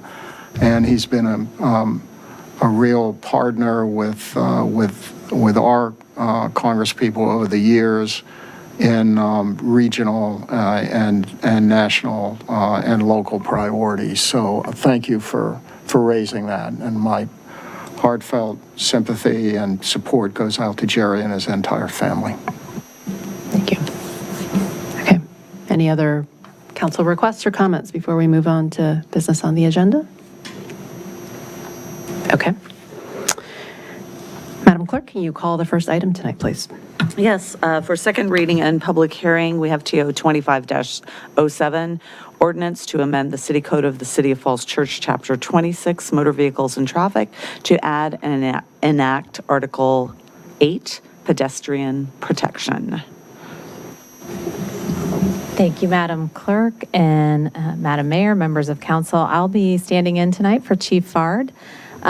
This ordinance is before you for a public hearing, a second reading, and it follows your first reading on March 10th and the recommendation of the Citizens Advisory Committee on Transportation, their recommendation of approval. They met on April 9th, and the only change they had recommended is highlighted there under the background section of your staff report, which was to eliminate the ability to cross intersections diagonally.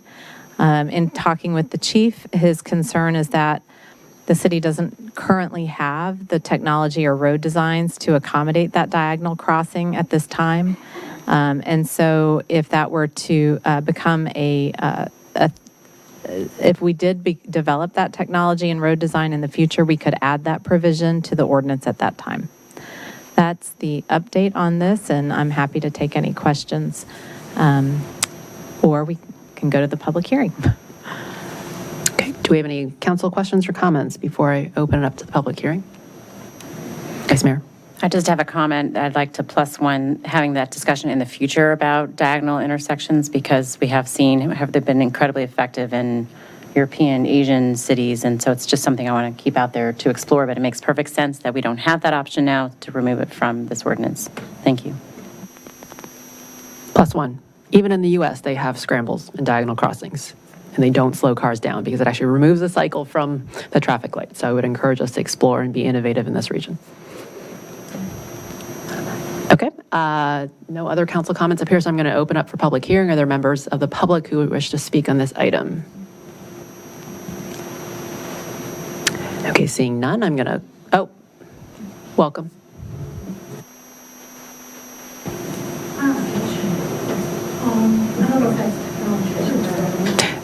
Ms. McDowell, would you turn on your mic and state your name and...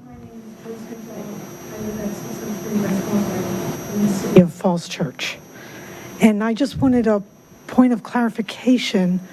I don't know that you have it the technology everywhere, but for a week maybe, they set at the intersection of West Street, Founders Row, the bike path, and Park. They did set that traffic light so you could actually do a scramble where they stopped all the cars and you could cross from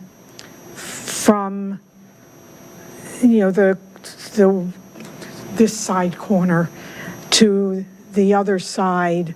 You could cross that intersection as a diagonal. I mean, I was there, I witnessed it. They undid it after about a week, but it was nice for that week. Anyway, that's all. Thank you very much. Thank you. I was a fan too, as Mr. Shields knows. Okay. Any other public comments in this one? Okay, seeing none, I'm closing the public hearing. Any final council comments, or may I have a motion? Madam Mayor, I'd like to move to adopt TO 25-07. Do we have a second? Second. Is Ms. Downs on the second?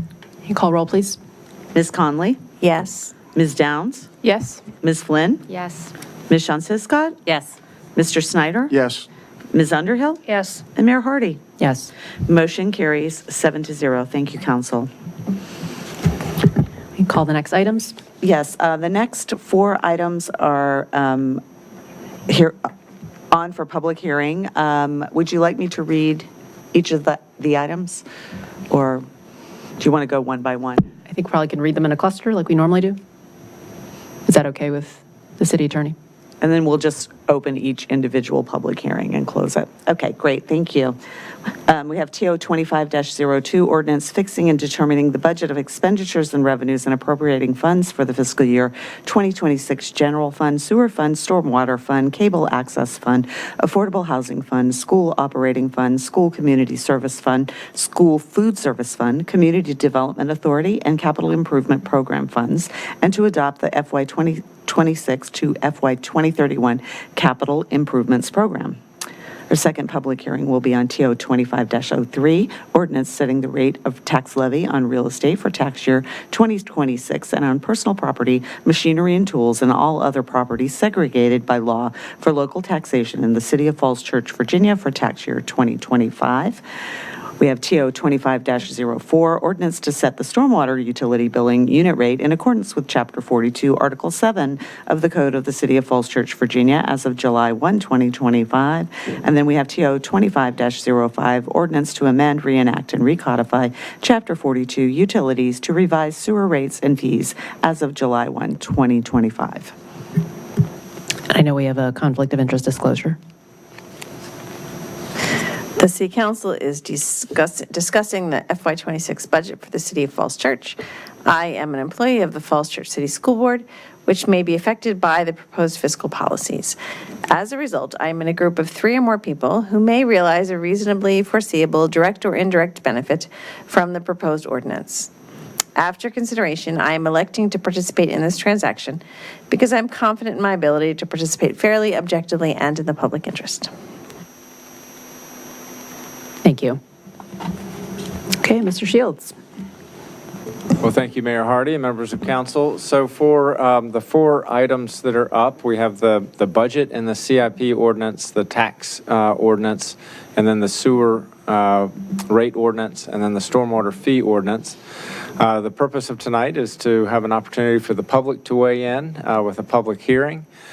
We do have just a few slides that we can share with the City Council in terms of some of the things we discussed at the Budget Town Hall meeting last Thursday, where we noted that in light of the third quarter financial reports and the latest data that we have on revenues that impact the current fiscal year, we're anticipating that meals taxes, sales taxes, and business license taxes in particular are coming in below projections for the current fiscal year.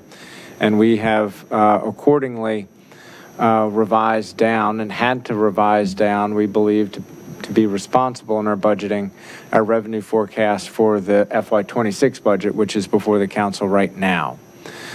What we've identified is $1.2 million in terms of a revision to those revenue forecasts for the coming year.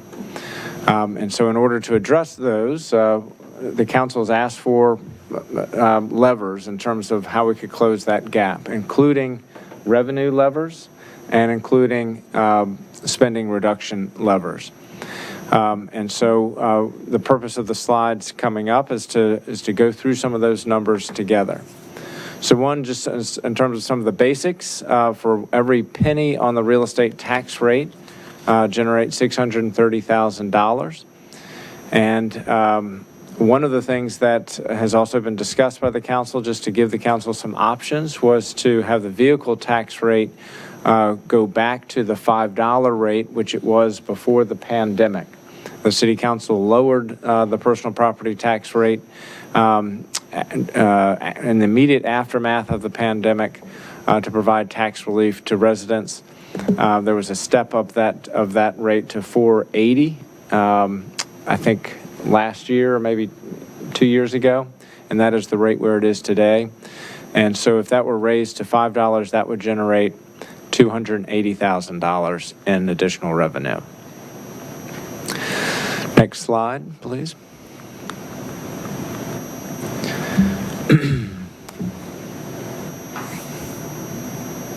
And then it just went away. Okay, well, that's the end of the presentation. And we're done for the night. We'll give it just a moment. What will come up next is just a few slides that shows some different versions of different tax rates. And I'm not going to walk through those in detail. The City Council may want to come back to those to spend a little bit more time with them. But to kind of cut to the chase in terms of budget reductions well, maybe I will walk through it just briefly. I'm faking you out. But why don't we just spend, okay. So we have a $1.2 million shortfall, and that would be at the $1.1850 on the tax rate, which was the original proposed budget. If that were revised to a 1.5 cent cut, so I'll just go to the middle at a rate of $1.1950, that would increase the impact for the average homeowner of just about $100 and require $570,000 in total cuts between the general government and the schools. Under the principles of revenue sharing, the way that those principles have worked for the past 7 years is that new revenue that comes into the city through organic growth is split 50-50 between the schools and the general government. The actual ratio of local taxes is slightly higher that goes to schools than relative that goes to the general government. But in terms of the growth and the new revenue, that's split 50-50. And so accordingly, if there's a reduction in those local tax revenues, they would also be split 50-50. So that would be under that middle scenario of column C, $285,000 of reductions for both the general government and the schools. If we had a 1 cent cut to a rate of $1.20, that would result in a $577 increase for your average homeowner, inclusive of the sanitary sewer fee and the stormwater fee and the real estate taxes, and we would have $127,500 in cuts on both the general government and on the school side. If we go to the next slide, if we add in the car tax increase to just show kind of what that would look like, if we take the average, I believe the average car on the rolls is valued at $15,000. I had been quoting $20,000 earlier, but if we use that average vehicle, then the increase to $5 per $100 of AV for the car tax would be an additional $30 per vehicle. And so I don't know that we've done the analysis of how many vehicles the average or the median household has in the city. We could do that as well, but just taking it as one, which I think probably undercounts it, that would be an additional $30. So for the 1.5 cent cut, which is the column C, just as the example, at a rate of $1.19.5, the impact to the homeowner would be $556, and the reductions in budgets for both the schools and the general government would need to be $145,000 each. So those are some scenarios that I know the council will want to come back to and probably ask some questions on. Next slide. And working with staff of on the general government side, some of the reductions in spending that we've been working through and analyzing include the Community Planning and Economic Development Director position, which is currently vacant. We are in the process right now of hiring our planning director. We're very excited about the candidates that we have for planning director, and interviews will be happening this week. The director position, I do want to be clear, that is very impactful to the organization if we lose that position. The division chiefs of our zoning administrator, our building official, our planning director, and our economic development director all currently report to that position. And those division chiefs are very supportive of having that position to support the work of those 4 really important areas for the city. Over the period of the vacancy, those 4 division chiefs have been reporting directly to the deputy city manager, Andy Young, and I think the team has been doing very well. And a lot of really great work has been happening over this interim period. One of the key things that that director does provide for the city, has provided for us in the past, is a good visionary leader and a very strong voice within the organization for growing the commercial tax base, for supporting our business community, and bringing new investment to the city. If this position weren't filled, we would need more people to step up to perform that role. And I personally would need to play a larger role in that area than I have probably in the last 4 to 5 years. But there is talent within the organization where we try to meet that need. The red light camera program, that is a program that we've had and we've fought very hard to have in the city. Camera enforcement, we believe, is a very important part of overall public safety. The city has 3 really important photo enforcement programs, including the red light camera program, the speed program, which is in our school zones, school zone 1 in particular on Broad Street, and the bus stop arm camera enforcement program. So if we were to have a pause in the photo red program for a year, we would assess that program. We would look for potentially bringing it back in the future, but we would make a decisive pause this year. But we would continue the other photo enforcement programs. That reduction in spending is our direct cost to the contractor, is what is related in that number. Net of any revenues that come from citations. So that is sort of the net fiscal impact of cutting that program. And then the third one that's listed here is our Watch Night event. This is, that $35,000 is inclusive of payments of overtime to staff for that event, as well as the direct payment to contractors and to vendors and community partners for Watch Night. Watch Night is amongst our events that the city loves, that staff really loves to hold. This is one that has the most uneven attendance relative to the amount of effort that we put into it. It is highly weather dependent, and attendance has suffered, I think, particularly since the pandemic. The city staff, our Rec and Park staff, and the entire organization does take these public events very seriously. We think they're really important for community. And we would evolve as an organization to find new ways to celebrate community, but possibly leave this particular event and not do it anymore under this proposal. So what we were trying to do in terms of our staff work was really think about things, decisive actions that we could take that would actually be unquestionably an impact to the organization and to the community, but are reductions that we think that if the council were to go in this direction, we could sustain those reductions in spending. And I think that's really important in terms of the mindset. It is my belief, and I think it is Ms. Bawa's belief, that this is going to be a multi-year contraction in the National Capital Regional economy. And so the decisions that we're making need to be ones that will be reductions that we'll stick with possibly for several years. Again, all of these can evolve over time, but I think that's the mindset that we need to have. Next slide.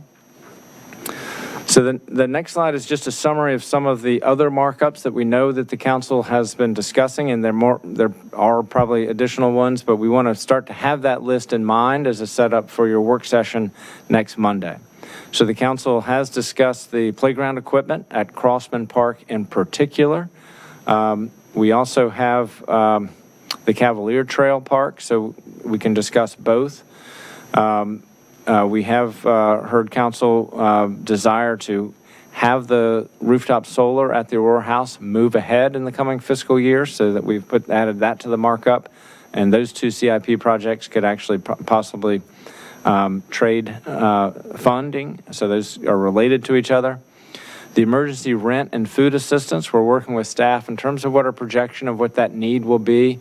I don't have a number for you for that tonight, but that is a comment that I know we've heard from council about the possibility of needing to meet that need in our markup next Monday. So those are the main points that I wanted to make tonight. The last slide is just the schedule for the public's benefit. Oh, I'm sorry, solid waste, very importantly. Solid waste. So we did have our town hall meeting on Thursday, and we introduced the idea to the public of having a short study period that would occur between now and August, where we would have community members work with staff to work through some of the options that we've been discussing about changing how we finance solid waste and moving towards a fee structure in lieu of having solid waste in the tax rate. We would, if the council were to go in this direction, we would have a resolution to authorize this task force and make the appointments to it, or possibly have the city manager make the appointments to it just for expediency, so that this work can get underway immediately and have the report due on August 4th. By hitting that deadline, then the city council would have room then to consider both a reduction in the tax rate and a solid waste fee as a joint action in that August and September timeframe, and then it would show up in the December bill just as it would if you took this action on May 12th. And so that's what staff is recommending to the city council, to give us some additional time to study those important issues. And then the last slide, tonight is a public hearing, our May 5th work session, which is the markup session for the city council. And then May 12th is when there's public hearing and final consideration. And for the public, all of the budget information is found on the city's website, /budget. and public comment, you can reach us at budget@fallschurchva.gov.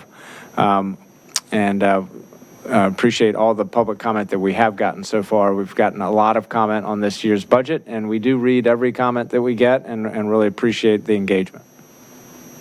Great. And thank you to staff for, I guess, budget season as well. We know that this is a hard time of year when you keep general government going and also engage with us in the community on making these important decisions. So thank you for the work. We want to take council questions and comments and then open for public hearing. What's the preference of council? Sorry? Open up. Okay. Okay, so let's call the first item for public hearing. Do we have to do them individually or can we call them together? I believe we should hold them individually. Okay. Let's open up public hearing for TO 25-07, or no, TO 25-02. Which is the budget ordinance and CIP.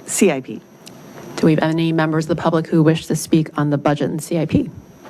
TO 25-02. Anyone online or submitted? No, ma'am. Okay. Seeing none, I'm going to close that public hearing.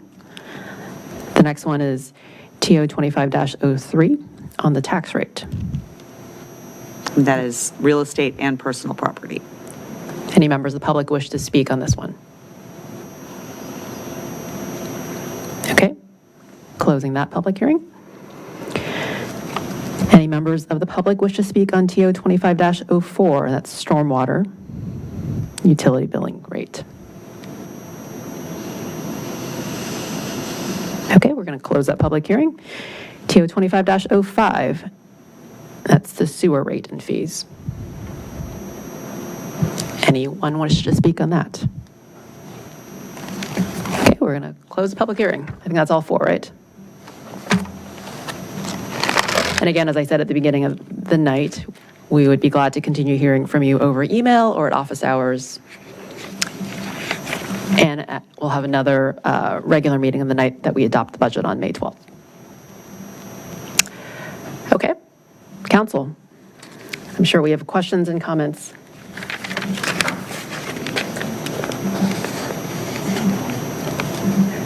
Well, no one's jumping. So actually, if I could just maybe take just maybe a minute, because I have read all of the public comments and listened to the public commenters tonight. So I just wanted to actually share a couple of important facts, because I think there might be some misconceptions. One, I'm glad Mr. Shields talked about revenue sharing, because I think that's been around since 2018. And I remember budgets pre-2018, before we had revenue sharing. And I think it's been a really great innovation. And so I want to thank Ms. Connolly and other council members who contributed to that, because I think that's been important in sharing the growing revenue of the city and end-of-year surpluses that we've experienced as well. And also sharing it with taxpayers. We've also been able to cut the tax rate 14 cents over the past 3 years. And so that really has been remarkable. The second fact that I think seems to have gotten lost through some of the public comments is budgets are actually still growing. They're actually growing 6.5% on the general government side and 7% as proposed on the school side. That is actually also quite remarkable. That is actually 2 to 3 times the growth rates of what our neighbors are seeing. And the reason why a tax rate cut was even on the table is when we saw that property assessments, because Falls Church has been a desirable place to live, as well as all the commercial growth, had increased our property values between 8 to 15%. I think council in December during guidance had talked about wanting to limit the impact of that to the median homeowner to around $400 or so. I think that was a 3.5% increase of CPI. And so that's why that 2.5 cent was proposed. Tax bills are actually still going up. So no one's bills are going down. Sorry, I wish we could do that. But bills are still going up $400 even with that 2.5 cent tax cut. And I think that seems to have gotten lost through some of the comments. So one, budgets are still growing. They're quite healthy compared to our neighbors. I realize and I think, I thank Mr. Shields and Ms. Bawa for making that tough call when we got Q3 data that said our sales and meals tax is not performing the way we want it to.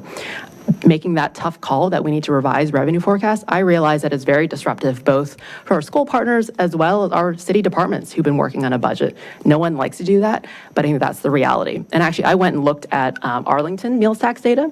Theirs is actually decreasing year over year. And so I think when I looked at ours, Ms. Bawa, correct me if I'm wrong, it was flat compared to last year. So not performing as well as we want, but flat. I think we'd be a far worse situation if we did not have the growth we had, because we would actually see meals tax revenue declining. That said, I do think that we're going to have worse times on the horizon. So anyway, I just wanted to correct things out there, because I think hearing some of the public comments tonight about budgets being cut and how just terrible that's going to be, budgets are still growing. And I think what we had signaled in our first reading vote by keeping the tax rate ceiling at a flat tax rate gives us room to maneuver how we can balance, obviously, the changes in the economy. April 2025 is a very different world than where we were in December 24 when we set budget guidance. And so this is a council that has expressed the desire to still care for our taxpayers, care for the growing needs of a community, and do it reasonably. So that's what we're here tonight and we'll do in the next few weeks. So thank you for letting me at least share some more facts based on some of the public comments we've heard. Ms. Connolly. And I'll just add to what Ms. Hardy said. You mentioned we're in budget season, but really, budget season is 6 months long or even longer. So we're in the home stretch of budget season, like the last 2 weeks. Maybe it's the end of season tournament. And that is really intense for everyone, community members, elected officials, and staff of both the general government and schools. So thank you for all the work you've put in. Mr. Shields, thanks for these suggestions about what are the levers we can use to figure out how to do this right. And I just want to read the email that I sent to people, because one of the commenters read one sentence of it, but there's a lot more to it there. So I'm just going to read that to make sure where everyone understands where I'm coming from, which is, thank you for your comment. Every year, budget decisions are difficult because city council members work hard to consider all of the needs in the city.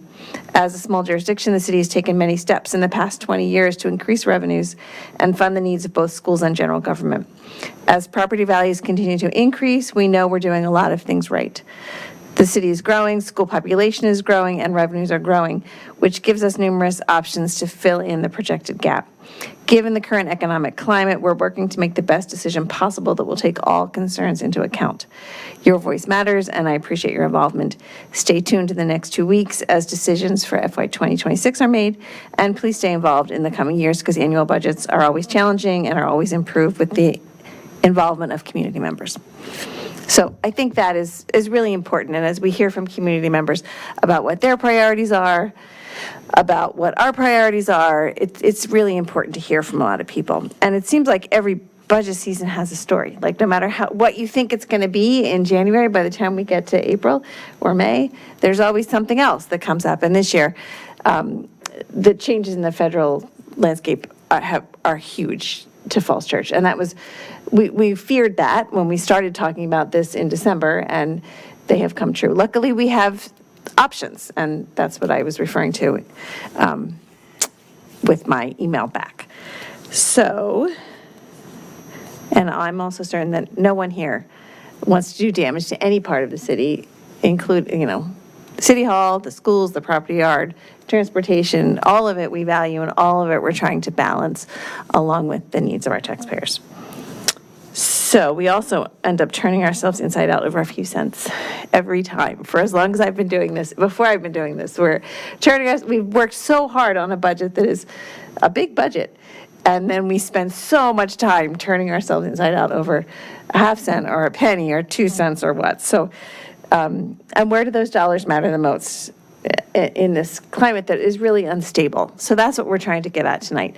And even as I looked at all these options and talked to others and talked to school board members and community members, it's just hard to figure out what is the right thing to do. So that's what we're striving to do tonight, and all in good faith and goodwill with each other as we go forward. So I just want to make sure that the community is aware of that. Thank you for the comments. Vice Mayor.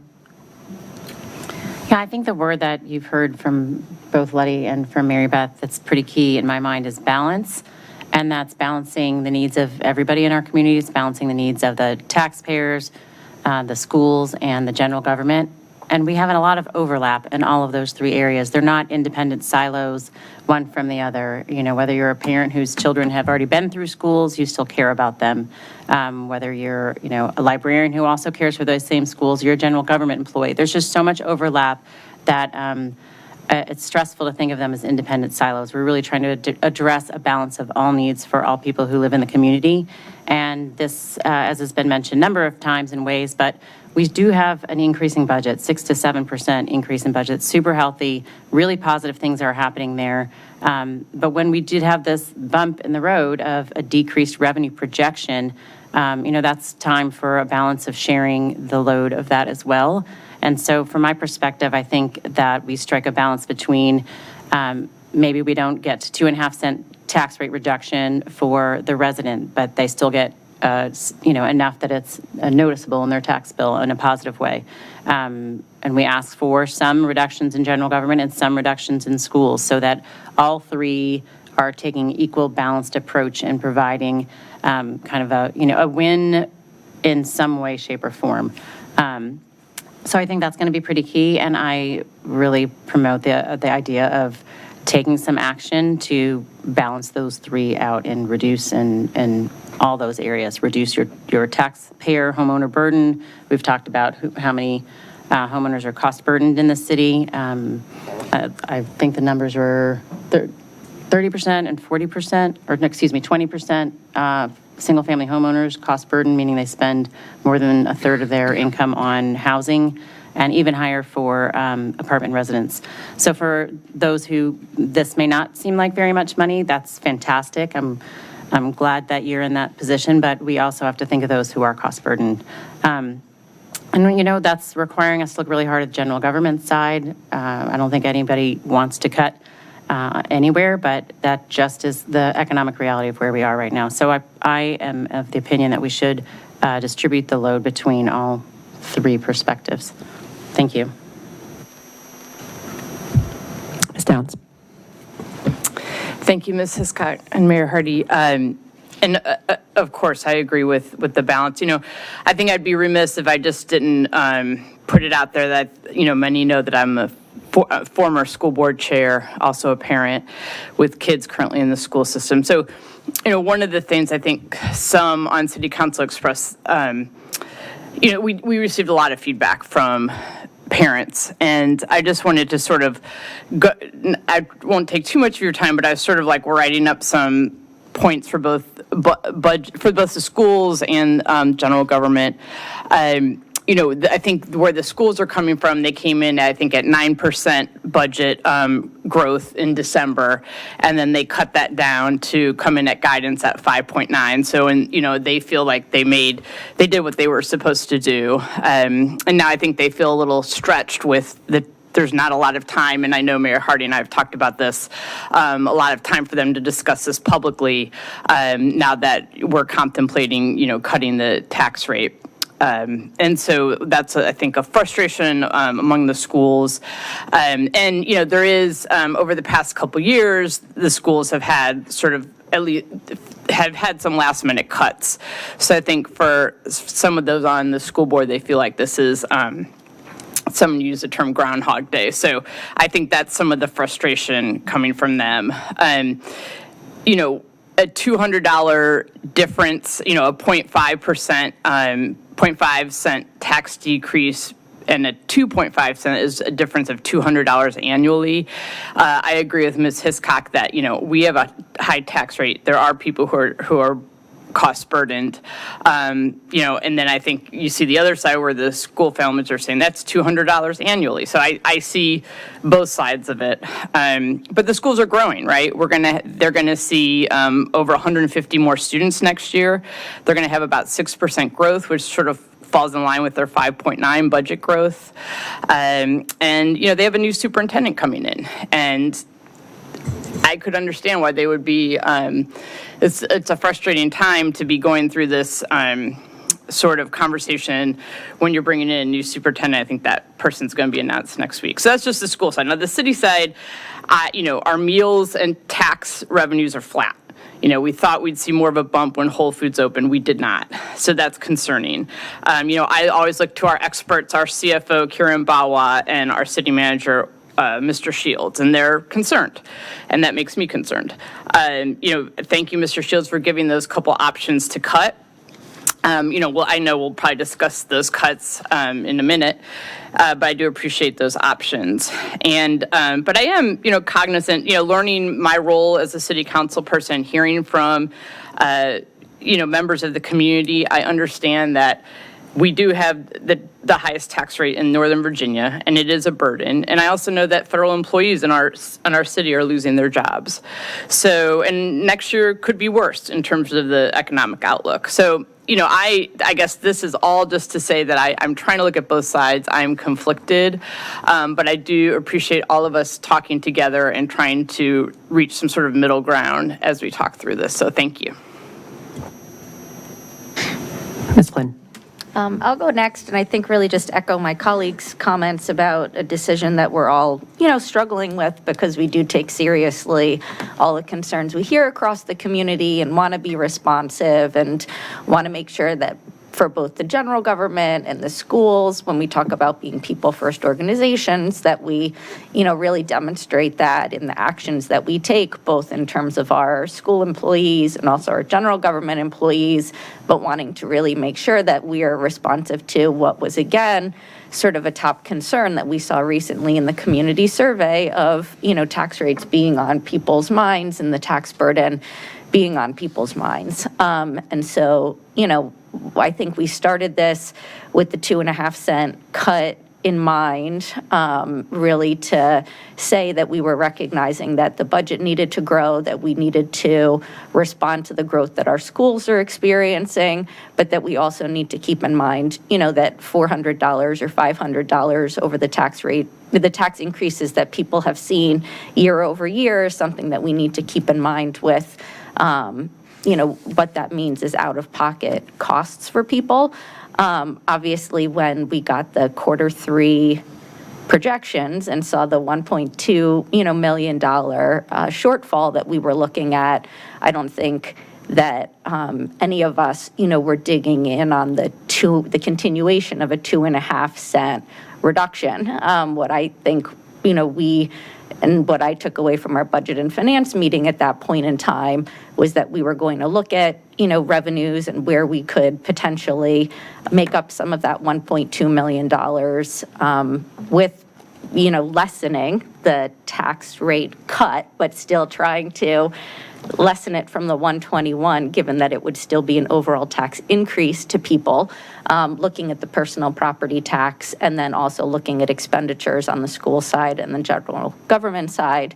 And I will, give my appreciation to both sides for undertaking that exercise, and to Mr. Shields and Ms. Bawa in particular for coming, forward with concrete ideas about what it is that they might be able to look at in terms of expenditures we wouldn't make to help kind of contribute to that $1.2 million shortfall. I think on the school side, I like to feel as though I'm making informed decisions, and it's been a little bit more difficult just because the $600,000 was sort of put out there into the community, and I think that the response that we got, and I don't know if we've gotten privately any more sort of granular information, was that, making the cut would mean that we are not sort of honoring the collective bargaining agreement, that we are seeking to reduce special education or security in the schools, or that we don't want to fund, the increased teachers that we know we need from the growth that we have been projecting. And I think that, those are things that we obviously want to avoid, but I feel like I have a lack of information as a decision maker in terms of what anything between zero, fully fund everything and just increase the real estate tax revenue means, and $600,000, and that there wasn't as much as a dialogue that I would have hoped for in terms of having more information, here to really try to strike that appropriate balance. And so I'm not in any way looking to do, damage to the school budget. The school budget is obviously growing, like many others have a child in the schools, and I'm committed to the, school success, and want the superintendent to arrive to, positive environment and a harmonious city, but sort of feel like I'm left without the information that I need to even land at, should this be,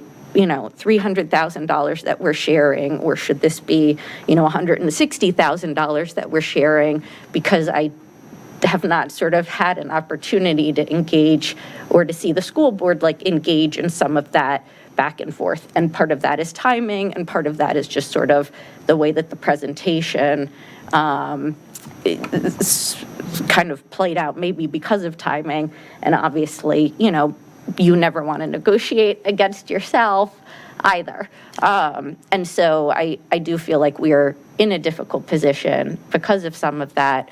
I'm not looking for a 2.5 cent cut, but both in door knocking in the 2023 election, like I said, in the community survey that we just saw, and then, keeping in mind the effects of, federal changes and federal job cuts, that I don't think it's just for people who are losing jobs, but also people who took voluntary early retirement. And those people, for example, are not going to have the same earnings. They're not going to,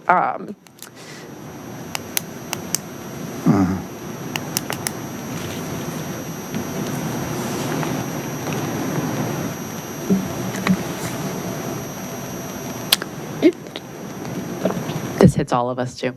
So thank you. Yeah, I think people's careers are cut short, and they don't have the incomes they thought they had. Their savings are affected in the way that they didn't anticipate, and they don't have the same level of discretionary spending. And I say this, not because of my personal experience as a federal worker, but even just in the company of a number of federal workers, and hearing them talk about, taking pensions before they're age 50, then living on annuities, not having retirement savings. Those are people in our community. And so I think to not be responsive to that sort of tax burden at that moment would be also a disservice at large. So thanks. Thank you, Ms. Flynn. Comments this way? Questions, comments? Mr. Schneider?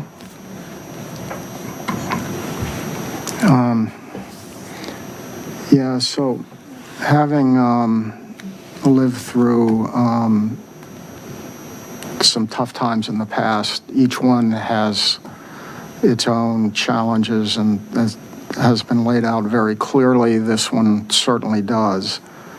And let's first create the context in which we're operating. First of all, an administration in Washington that seems to delight in damaging both individuals, programs, agencies that serve people in the United States and around the world in an inexcusable and incompetent and inhumane fashion. But we have to deal with that reality right now in this budget, and hopefully things will change for the better. But right now, we have to deal with that reality. The second reality we have to deal with is state of Virginia has long lived off of, and I mean that very clearly, has long lived off Northern Virginia. And the question is the state now going to come forward in our hour of need to truly support us? So far, haven't seen much evidence of that. So it now is left to us to do our very best to find the balance that other council members have talked about. I've looked at every letter, read every letter, every email that's come in, and I appreciate so much the quality of commentary that we get from our citizens. So a couple things from prior circumstances and this one.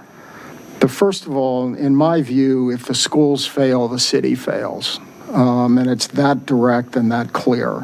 And if even the perception is created that we're not fully supporting our schools in a responsible manner, considering everything else, that can do its own damage. Secondly, the schools are confronting the most fundamental of all challenges, which is increased numbers of students, and frankly, some of that is the result of development decisions that have been made over the past 20 years. So to say that development has been an unmixed blessing is just simply inaccurate. The regrettable factor is that we're now both facing infrastructure and school costs relating to that development at the very time when our citizens are most stretched and stressed for the reasons previously noted. But going back to my view, so to get down to it, I don't think a $600,000 cut to the schools is something that our community supports. I've read email after email, commentary after commentary, and I'm just simply not willing to go that far. I think calling on the schools to look at their budget again, to comb through it again, to come up with perhaps $300,000 in savings as the city has, would be a very good positive development. But I will not, under any circumstances, cut the schools in a way that will either in reality or create the perception that our schools can be allowed to deteriorate in any way, shape, or form. So for me, that's number one. And number two, I even talked about some numbers to get us started to hopefully what will be a balanced and final result after the next couple weeks. I appreciate the proposal put forward by the city. I'm not appreciative of the cut to public safety that a so-called pause would be. That phrase pause has been used all too often to mean termination. So I don't have any idea. I don't assume that that's what's intended here, but I have a little bit of difficulty with that, and I would call on the city manager to take another look at budget, to look at other elements of overhead that are not directly programmatic in the way that so-called pause would be to the red light running camera. So those are my initial comments right now. Certainly agree with the notion of balance. Fully understand the circumstances that we're in. We've, as a city, have prevailed under challenges in the past, and I'm convinced with the full support of our community and with all their great input that we'll do it again. And I have no doubt that this council will find a way to do that. But for me, the proposed cut to the school was too much. I think the citizens have said it's too much, but they're willing to look at some reduction.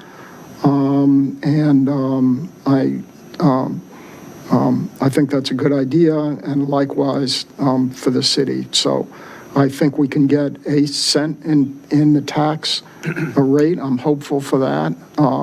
Beyond that, it will be difficult to see how we can do that responsibly, particularly considering my view on the absolute centrality of maintaining the quality of our schools, not only for the benefit of the schools, but for the benefit of the entire community.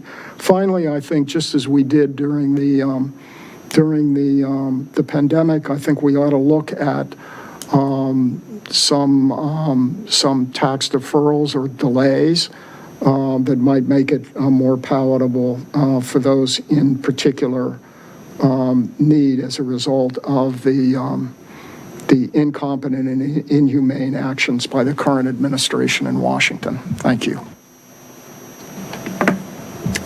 Sandra. I'll keep it brief, but I did want to echo some of my colleagues' comments. I've gotten some emails this past week asking for us to fully fund the schools and to not defund the schools, and I just wanted to clarify, especially with some of that rhetoric that's going around, that there is no interest on City Council to defund the schools, and that we are fully intended to fund the schools. What we were asking for, especially when looking at this budget shortfall, was, are there any efficiencies that could be found? And to Aaron's point, we don't have full information. And so rather than jumping to, we're going to increase class sizes, we actually received an email saying, are there efficiencies in reviewing non-essential contracts or deferring initiatives or technology upgrades? Or are there any sort of options for discretionary spending or exploring creative revenue opportunities?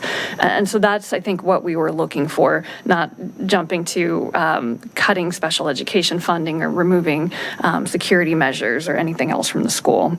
And so at least from the general government side, we went through this last year. We were trying to see if there was some money that we could cut from the budget. So we were looking at the library, we were looking at HR software, we were going through all these different things and trying to look at every $10,000 to see if we could get up to the amount for a small tax cut. And so I think that's what the intent was and what the interest was from City Council, or at least from my perspective. But we certainly want to make sure that our teachers are supported and that our schools are supported and have the resources they need. Just a quick thought on the red light camera. I did the calculations. It's catching 6 to 7 people per day running red lights in our city. And so when we think about that compared to an officer, that investment is like not that much to catch people that are literally blowing through red lights that are causing a nuisance in our city. And so I do think that is something that's important to change behavior, and I see that as an investment, as Snyder mentioned. But I also do understand if staff wants to reevaluate that, I would like to make sure that program does stay in the city, and whether it goes to a different intersection, but I don't want to lose that program altogether. I do think that is something that's really important. So if pausing it means that we can have more leverage in contract negotiations, and that would be something I'm supportive of. And I do trust staff, but I want to make sure that this is not something that ends up getting lost, I guess, in future years, and that we are committed to this. Ms. Towns. Just let's talk about the red light cameras. I guess we could talk about that. But so one of the things I think a week or two ago, there was a pedestrian killed in Arlington, and so that's the other piece that worries me about the red light cameras is just the pedestrian. As we have more and more people walking, the weather's beautiful, more and more people are walking. That's the other thing that really scares me is people blowing through red lights and hitting a pedestrian. But Mr. Shields, do we have any ability to increase the ticket fee for people who run red lights? I believe we do, yes. I mean, would that be an option? To reduce the ticket fee? No, to increase it. To increase it. I think we're at the state max. Oh, we are at the state max. Okay. Because that was one of the things I was wondering, if we could increase it, maybe that would help offset some of that. But yeah, I we're at the max. misunderstood your question. Why would I decrease it? Yeah, that was going to be my next question.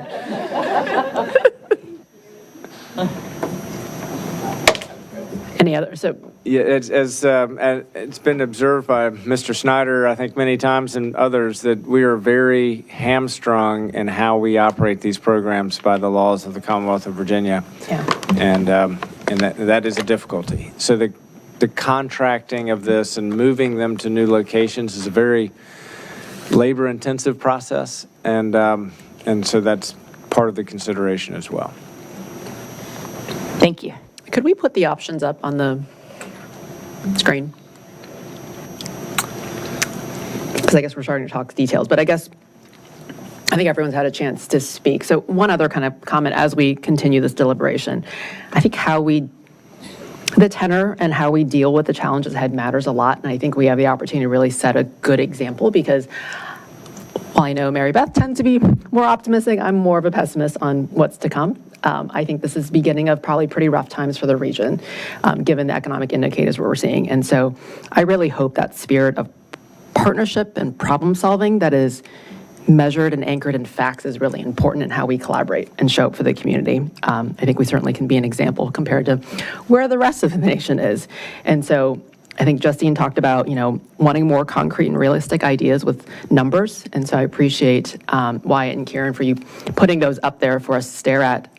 We don't like any of these, given especially things like traffic cameras. The number one thing we hear from the community is about transportation safety. So the idea of eliminating that, albeit I think it's, per the recommendation of our police chief, gives us heartburn because of what we hear from the community. So that's not an option that we love. And so we can talk through, whether it's a pause, whether it's a move, whether it's renegotiated contracts. But I just want to make sure that I emphasize kind of how we deal with these challenges with each other and with our partners in the schools matters a lot, because I do think that when we talk about wanting both revenue and expense levers and realistic numbers, not the super scary ones that are the doomsday scenarios, those are levers we frankly may need again in 6 months, 3 months, next year definitely. And I think it is really good exercise now for us to go through that and think about what leaner budgets look like.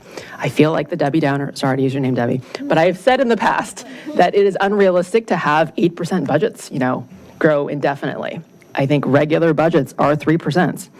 And so going from the 7% budget to maybe a 5% budget to the 3% budget next year seems a lot more tenable than swinging things back and forth. So I just think our job up here is to find that balance in the community. Our job is also to be forward-looking and think about the needs beyond what's in front of us immediately. So. And Mr. Shields, maybe also about the watch night. What do you think the public reaction would be to cutting that event? So we have not gotten, this is probably the first time that this has been discussed publicly. We've not reached out to community to inform them of that. So we need to do that and to hear from community on that. This is a staff proposal at this point. My only thought on that is, I know it's a burden for our staff. It's a lot of work, and I can only imagine how frustrating it is that the staff puts in all this work and then it rains or whatever and no one comes. I get that. But I do think there is something to be said for tradition. We don't have the 4th of July fireworks anymore because of the baseball construction and mess up there at Meridian. So I'm not really sure about that one. Because I just don't know. That's a very visible thing, something that I think a good portion of the community looks forward to, especially families with younger kids, something to do with their younger kids on New Year's. But again, I see the other side too, that's a lot of work for our staff. And, if it's a bad night, it's frustrating because we don't have the turnout. So that's what I was just more curious about that. I was surprised to see it on your list because I thought it was always one of those very traditional things in Falls Church, so. You're not proposing canceling Memorial Day, so yes. For watch night, I also had a question on, do the community groups, so the locations that are not the Broad Street or sort of Park Avenue locations, do they rely on city funding, or are they just sort of separate sponsors for the locations that, I'm just envisioning whether there might be some pieces of watch night that might persist, even if the city wasn't making that $35,000 commitment in staff time and resources to watch night. And I just didn't know the arrangement. Like the Presbyterian Church is all volunteer. That's all church members or neighbors that come and staff everything that happens there and funds that. I believe the cost is for fire and police and rerouting around Wyatt can give you those details, but I can tell you the church is all volunteer. Yeah, no, and I know from being there and from volunteering there, but the band, for example, and, they sometimes have sponsorships listed, and I don't know if those are sponsors that sponsor the whole event, and then a portion of the sponsorship money, goes to those satellite locations for watch night, so to speak, or if they're just standalone, but happening at the same time under the umbrella of watch night. And the city funding is all going towards that main stage and the mechanical bull and those things. So for your next work session, we'll have a breakout of that $35,000 and who it goes to, and so the council can see that. I guess one thing I also put out. I was going to say, I think the challenge, Barb Cram, it was her brainchild and idea, and she ran it by force of personality for so long that it kept growing and growing and growing. And that was a huge asset to the community that was of minimal cost at the time that she successfully cajoled all the volunteers and all of her partners in the community to provide services. So that was a big shift and a huge loss in a lot of ways when she passed. And, we are losing the Tinner Hill Music Festival this year. Well, just for a year, according to Mr. Henderson, right? Hopefully, it's true. Yeah.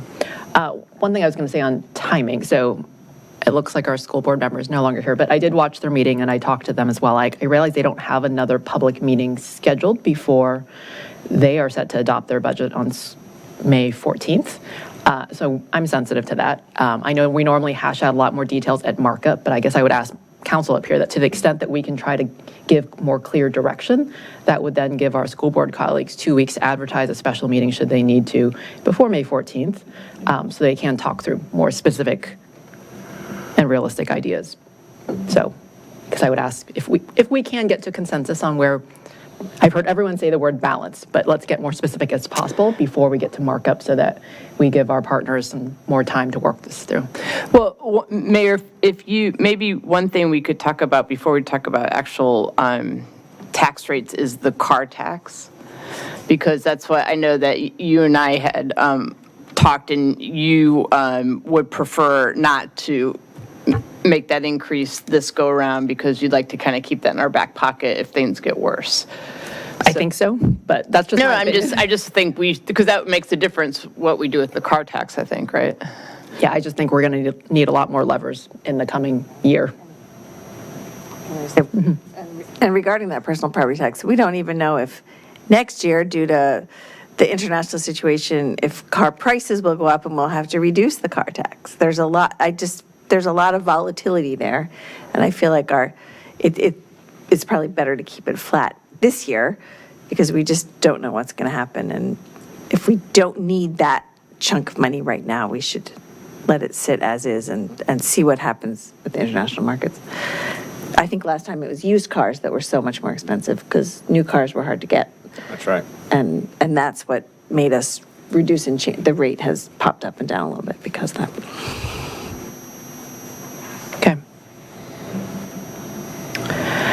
So we talked briefly on cameras. I mean, should we just do a straw poll on, given this, can we go to the page with the 3 levers that, not yet, we're not ready? More discussion? Okay, but these 3. Yeah. Mary Beth, you have thoughts about the CPED's position? Well, it's an overall thing, but the CPED's position is one where the work still needs to be done, so it will need to be divided up among other people. And it's a tricky thing sometimes because we know, we just know there's a lot of work and we want to build up those departments. But if there's a way to, I mean, this position was created by merging departments that were not under one leader. So maybe is there a way to think about doing it differently as part of the reorganization with having 2 deputy city managers? Is there a way to do that is more efficient, still gets a lot of the work done? And you mentioned people on staff that could be pulled in to do some of that work, but it's a tricky one because we all value the work of economic development and community planning. So I will just note, I think the position is about 6 years old. That's when we made the reorganization that created this position. And so it will require people to step up in new ways. There's no question about that. I am very grateful for Andy Young's leadership. I think he's an advocate for this position. He knows that this position is very useful to the organization, but he has also stepped up and I think has been very helpful to the 4 division chiefs as we've tried to organize and do the coordination between those 4 different functions. And so I'm grateful to him for what he's been doing and to the, all these departments are, the city council spends a lot of time with these departments and we know that this is a function of the city that is very forward focused. And it's really important, particularly when you're going into difficult times, to have that strong forward focus. And our planning shop, our economic development shop in particular, are really important for the organization that way. I'm not answering your question directly. Every reduction always has consequences. We have put this one forward because it is one that we think we could work through some of those consequences and still produce good outcomes. Thoughts on this one? I have an overall thought, just tying up what we've just talked about. So being the optimist, being a person who never found a tax increase that I didn't love for some reason, I don't know how I became that person. Because the proposals you've put out as things that could be cut, all of us have a reason why we think, oh, I don't know about we need those. So the other part of the balance is the taxes that people are paying are for services they're getting. It's not like they're making a donation of an extra $300 just to be kind. They're paying for services they're getting, or services that we have determined that they need, and that fits for the whole budget. So I'll start and just say what I'd like to see is a 0.5 cent reduction in the tax rate and no increase in the property tax rate. I think one of the other concerns I have is if we drop the tax rate this year and then assessments go down, then we're going to have to raise it a lot next year. And if we drop it 0.5 cent, then we are smoothing it out a little bit so that if there are problems next year, any increase we have to give is not so high. So that'll be my starting point. I'd like to have a 0.5 cent tax reduction and no increase in the personal property tax. Mrs. Scott. Yeah, I think when I looked at that chart of where we started in December to, no change, I still really feel like that it's important to have a balance between all three, that everybody has a piece of the pie, a piece of the solution to, to address making some tough decisions in general government and in school, and less of a tax increase for our residents. I guess I also looked across the region, and I'm looking at what the salary increases are, both for general government and teachers across Arlington, Alexandria, Fairfax. Loudoun's an outlier. Loudoun has data centers, so they're funding everything. And we are still, I believe, a solid percentage ahead on both general government staff increases and teacher staff increases. I think that's really positive. I fully support making sure that we are competitive salary-wise, that we can retain and recruit the best talent. There are lots of comments about our talented teachers and staff, and I've spent the last 25 years supporting those talented teachers and staff, and I believe in them as well. But we also have talented general government staff, and I think that we are demonstrating by holding our increases higher than the rest of the region and keeping our class sizes lower than the rest of the region, that we are demonstrating how important our staff is, how important schools are, and how important our residents are, and we're acknowledging the financial challenges. So I'm looking at that chart like dead middle, which I feel like is a good compromise. That's, 1.5 cent cut. So that's a $285,000 share that the general government would need to shave, and then the schools would as well. And then you can see where it keeps your tax increase, the average tax increase, closer to 500. We talked about 400 in December. 500 is a 25% increase over what we've told the public, and maybe in absolute dollars it doesn't feel like much, but as a percentage, year over year over year, that's still it adds up to many people who have tax bills over $20,000 a year. So that just feels instinctively like a balanced approach to me. So that's where I stand today. Okay, thank you. Ms. Downs. Thank you, Mayor. I mean, my preference would be the 0.5 cent cut, so that, and as I try to explain to community members, it was interesting. I was meeting with some PTA folks this morning, and I don't think they understood that whatever the schools have to cut, we have to cut on the city side. For some reason, that narrative is not out there. And so, I'm also cognizant of not just not wanting to cut the schools, but not wanting to cut the city either. I think Mr. Shields, the red light camera is tough because that's a complicated one because of Chief Fard, recommending we don't have it. But look, if you look at the position we just talked about, CPEDs and all that, I want to support Wyatt and his organization. And so, if that's a very important position, I feel, and if we don't fill it, who knows if we'll ever be able to fill it again. If we we put it on pause, it may never come back. So, it's not just the wanting to fully fund the schools, it's wanting to fully fund our city too, our general government as well. That said, I do understand, the tax burden and everything, that our residents, with the different fees and all of that. So, I was looking, so the 1 cent cut, so this is right between Ms. Connolly and Ms. Hiscox, the 1 cent cut without the car fee, without the car tax increasing is a $577 increase for homeowners, and it would be a cut of $127,000 for the schools and for the city.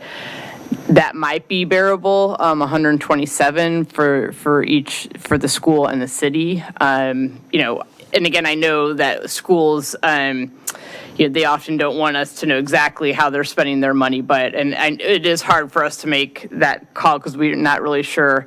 They haven't had those public meetings since all of this came out. But so I guess that would be, I would say between a 0.5 cent and a 1 cent would be where I'm kind of at right now.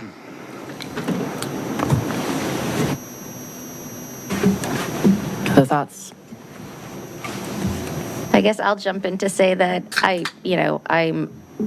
not wedded to this, but I fall more in the 1.5 cent camp. I think picking up on Ms. Bawa and Mr. Shields' sort of, we need to be in the mindset of finding places in the organization now that we are willing to sort of make these cuts in anticipation of, places where we may further need to think about this in terms of how the budget continues to evolve. And so while I also agree with Ms. Connolly's comments that it's frustrating to be saying, can you each side find $285,000, at the same time, it feels important to sort of have those conversations and think about setting us up not only this budget cycle, but next budget cycle. And it still, I think, comes out to about like a 4.2% increase for real estate assessed value at that 119.5 level, if I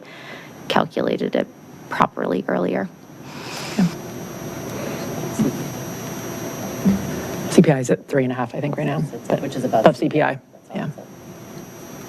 Other thoughts on options? Ms. Underhill? We don't have to make a decision tonight. It just would be nice to be able to signal something to the school board. What I would propose is that it would be nice to see just how Wyatt has broken down here are the different options that we have for these cuts, and what would be on the table.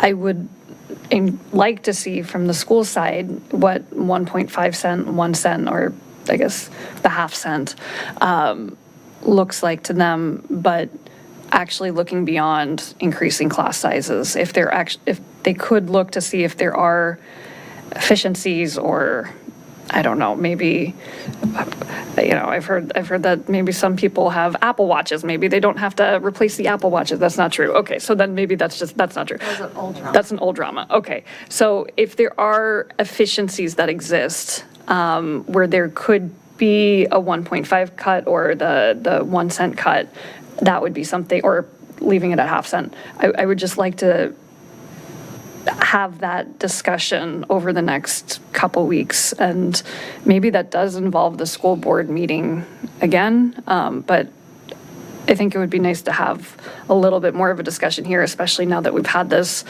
$1.2 million wrench thrown in so late into the game. I'd like to see a little bit more discussions and more options before we have to make a final vote.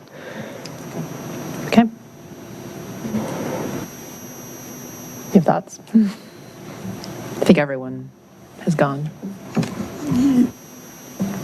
Yeah, as I said before, I think I'm comfortable looking at 1 cent. If we can get to 1.5 cents, great. I think we just have to call on our managers to come up with cuts that don't go deep into fundamental services. And if it doesn't work, it just doesn't work. At that point, we reconsider. But I think a good balance is in that area. And what are we talking about? A total budget here of $130 million. $130 million. And we ought to be able to find savings without cutting into important programs in either the schools or the city. And I would call on our managers to give us some help in that area. And the schools, of course, help us get there. I don't know how we get to 2 cents or 2.5 cents at this point. But it seems to me we ought to be able to balance things at 1 cent or 1.5 cents. So that's kind of my view of things right now. Thank you. Question for Wyatt and Karen. How much would our budget be growing from last year at a 1.5 cent cut? Do we have that number? Because it was like a 6.5 and 7% growth, even with the 2.5 cent cut. So how much would it be growing with the? We could probably do that and get that to you in about 5 minutes. Okay. I think I'm in where we stand, as Dave said, in a $130 million budget. I feel like we should be able to find 570 and share in that. And I do think that we've all said it, but we do need these levers later on. And so beyond the 3 that you've shared with us, Wyatt, I want to kind of know what's below the line, because I want us to be prepared for that scenario. Should we need to do things beyond traffic cameras and watch night and the CPEDS director? And so I think that's an important exercise for the entire city government to go through and be prepared. This year. Yes. In talking to counterparts in the regions, many people are prepared to revisit budgets at the end of the summer. Because I think a lot of people on administrative leave, their salaries actually will stop in the fall. And so if we're worried about drop off in discretionary spending now, it probably will get worse by the fall. So I think, again, nobody likes the late change with the revenue forecast, but I really do think we take to heart that we might have more of this to come. And as we get the Q4 data and end the fiscal year, like, we may need more of these levers. I don't want us to think like, oh, we're done now, we're going to end up at whatever. Like, it may be a very unpopular thing to do, but I think that is our reality that we're dealing with right now. I do think we are positioned better than many, but it won't be easy on us either. Do we want to talk about the specifics? Like, do we want to do the straw poll to give you a little more direction, Wyatt, on the 3 options? Because I heard discomfort with those options. Nobody likes these, but I feel like it'd be important for you to signal, especially again in the spirit of like trying to partner and give clear direction to the departments on what is palatable for us. Justine? After just looking at the fact that this is on our end with the red light camera, that we are ticketing 6 to 7 people per day every single day on weekends and holidays. It puts a pit in my stomach about defunding that. And so the more I think about it, the more dis-ease I feel with that. So if we do go with a certain cut or go in a certain direction, I might want to see more options before doing so. Okay, so on that one, does anyone want red light cameras cut? Okay, Wyatt, you're not getting, sorry. I'm okay with cutting them, but I see I'm in the minority. So I'm okay with keeping them too.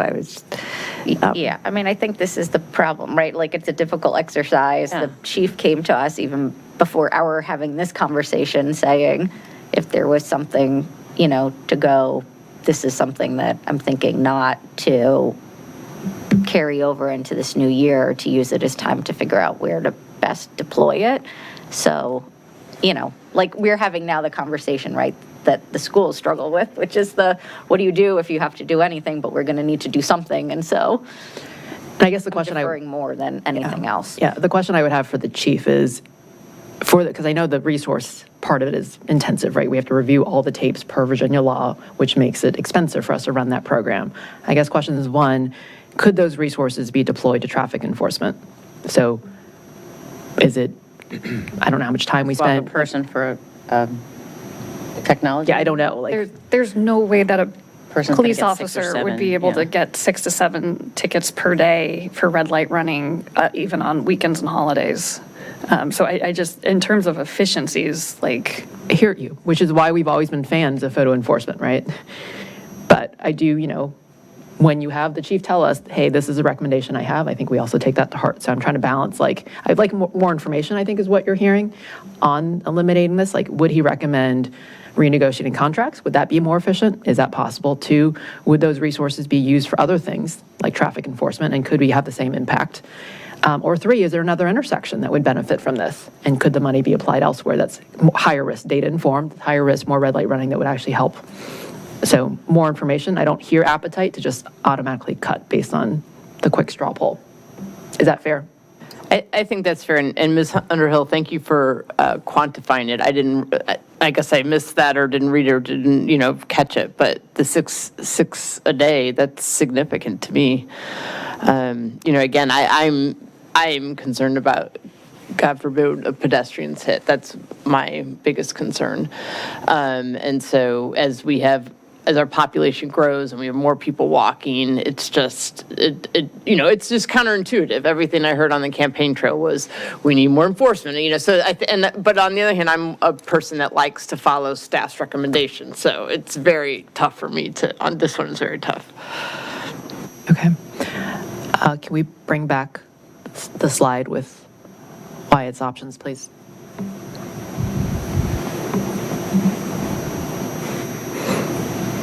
Okay, so we talked red light camera, the CPED's director vacancy. How do people feel about that? Go ahead. Sorry, I thought Dave was going as well, so didn't mean to interrupt.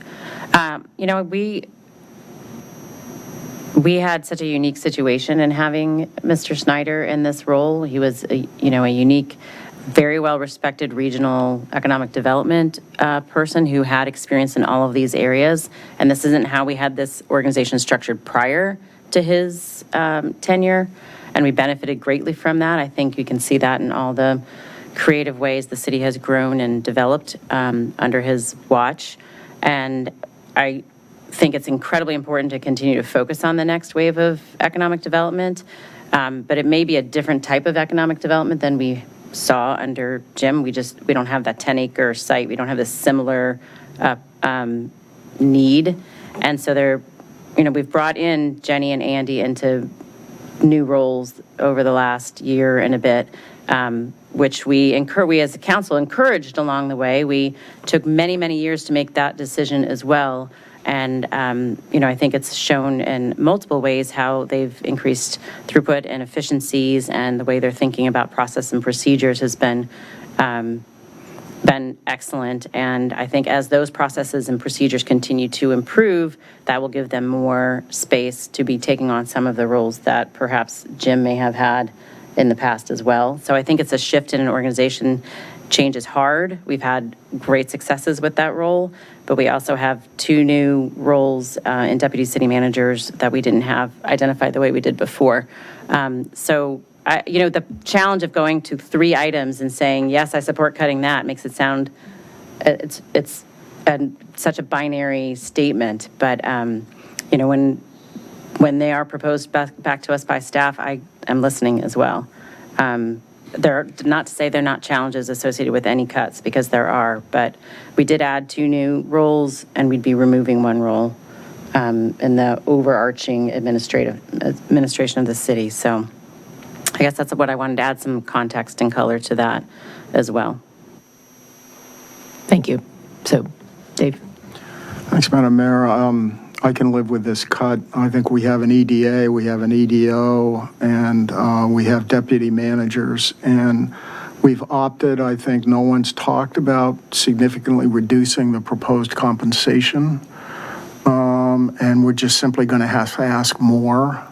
of everyone and do our best to compensate at a level which is, I think, probably better than a lot of the other jurisdictions. So this one, I just think, maybe sometime we can bring it back, but right now, I'm not convinced that it's essential. And I do think if we're going to ask the schools to make similar cuts, then I think we have to show some leadership in what we do. So I'm willing to let it go. And since we haven't reached it yet, I'm willing to eliminate watch night event. Maybe we can, community might be willing to raise money. People might be willing to contribute if it's important enough. But, these are tough times and we have to make those kinds of decisions. And I think it's important for us to lead the way and to accordingly be more persuasive with the school board. So I'm fine to eliminate both the vacancy and the watch night event. Okay, so on eliminating the CPED's director, who is for that? Okay, Wyatt, that's all of us on that one. Okay. Watch night, who is for eliminating that? I think that's 6.5, 7. Okay. I think, I'll just say, I think there will be community comment about that, because I think from some of the local businesses, when it's a good night, it's a really good night. It's a really good economic development driver, but you just can't rely on it because of the weather, I've been out there in the 10-degree weather for hours and hours. It's cold and it's not really that fun after a while, but it is fun when you get to midnight. So I think some local businesses rely on it. I think, churches may want to do their own thing. It's the public safety part and the maintenance and the teams that are out there, Public Works, putting up barriers, putting up tents, just keeping people safe. If anything's happening downtown on New Year's Eve, there's going to have to be staff there because people will be walking around.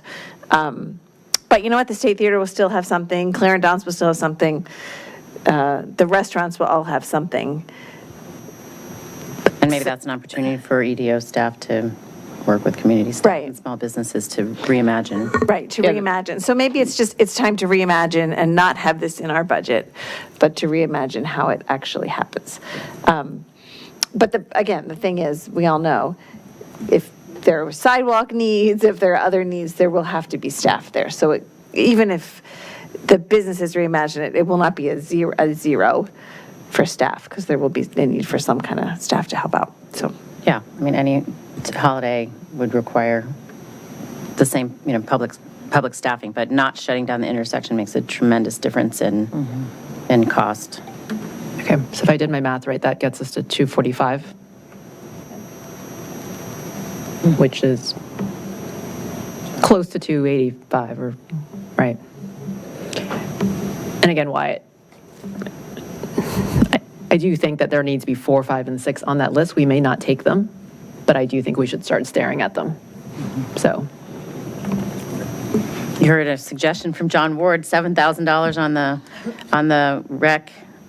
Renewable energy. Yeah, renewable energy recs.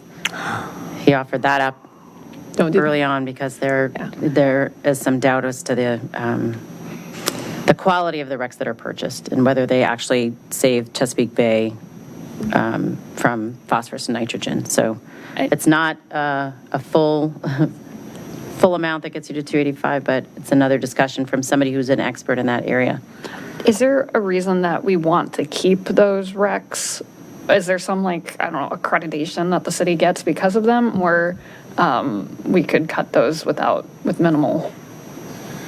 I believe we do get the EPA Community Partners Award, which we were the first in Virginia to be recognized by the EPA for that. And my understanding also was that the recs were higher quality. I think when Andy purchased those maybe a year and a half ago, we did get actual stronger renewal. And I'm just saying, we don't need to debate all the details of it. I'm just saying, we had a very knowledgeable public comment with other suggestions that there might be other ways to address some of these that come up. So I'm not trying to say, Andy, you didn't purchase quality Rex last year. I think the earlier point of, like, this gets us close and we kind of figure out the rest. I think that part of the discussion's spot on. Yeah. Yeah, that's the bottom line. Yeah. So we'll, on May at your next meeting, we'll have a few additional options, and we'll also wrap up some of these other markup items at that meeting as well, the CIP ones and the emergency assistance ones, and there may be a couple others that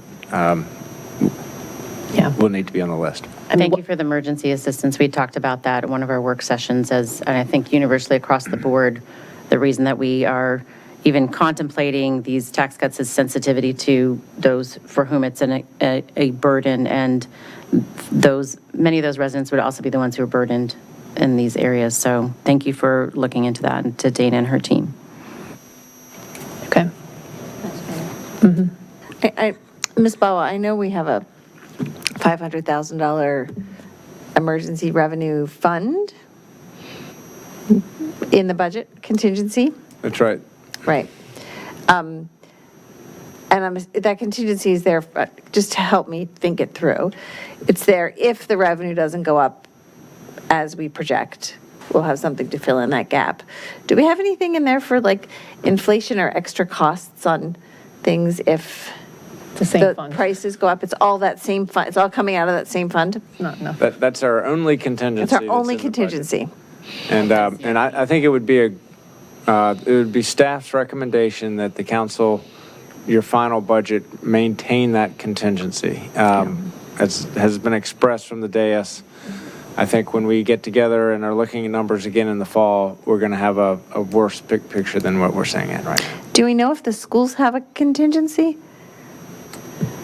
I don't know. We can find out. Okay. I think they had a central office staffing contingency, if I remember. Dr. Gold had presented that to us. I remember. Yeah, I think they usually always, I think it's 450. I do think they do have some sort of, I forget what they call it, but I think it's like 450,000, I think. Don't quote me on that, but. That would be good to know. Or is that contingency, I guess the contingency in the general government budget also fills in gaps if there are revenue gaps? I don't know. We'll just have to, let's talk that one out. That's intended to be strictly a revenue gap contingency. In the general government budget, when we make adjustments to our budget through the fiscal year, it's generally because of vacancy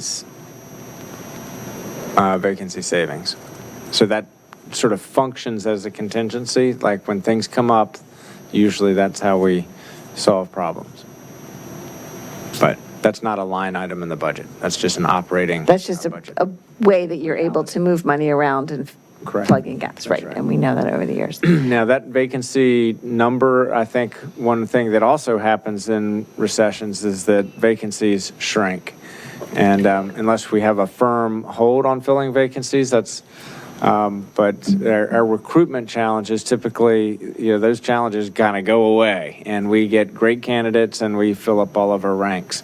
That has been the history in past downturns. Another thing I want to keep in mind as we think about where we're headed is, and over the years I've heard school board members say this, is that the general government has that option to hold things vacant or not. But in a school situation, they need to have all their employees in August when the school year starts, or have opportunity for substitutes. But there's not really an option to say, well, we'll just hold that one and not hire someone until January, and that would be a half-year savings. So that's just a different function of those two budgets, right? I believe that's right. Yeah. I just want to point out, they do have positions that are not teachers, so they're administrative positions. They can choose to hold some vacancies, frozen, pause, whatever you want to. I don't know. I mean, I'm just throwing it out there that they have more in their budget than just teachers. So. Right, but bus drivers, you need your bus drivers, you need your custodians. So all of it is the operation there to get the operation done for the 9 months that school's in session. Karen, you mean 12-month employees? Correct. Right, right. I mean, they do have vacancies and staff that are not teachers. Okay. I just want to circle back on your other question. Oh, yes. What is the budget growth? So. Thank you for doing math on the fly. You mean the general fund tax revenue growth? Because the overall budget is a drop by 2.8%, and it'll be a total drop, it'll become 132.4 million budget, which would be a 3.6% drop, and that is because of the CIP reduction and the capital use reduction. That's the overall. But in the general fund tax revenues, after taking out $1.2 million, it'll be a 5.3% growth over fiscal year 25 adopted, and net of the 500,000 contingency that's set aside, it would be a 4.8% growth over last year. Thank you. So wait, that's with 1.2. Did you do it for any of the other options or just that one? This is just the change in the revenues. This is change in revenue. Any of those options actually Yeah. just solve the $1.2 million issue. Okay, so to wrap up, I heard a majority for a 1.5 cent cut, asking everyone to find 285. And then also a request for like levers, 4, 5, and 6 potentially, to be ready for the future. And then I did not hear support for eliminating the red light camera and wanting more information from staff on that. Is that a decent summary?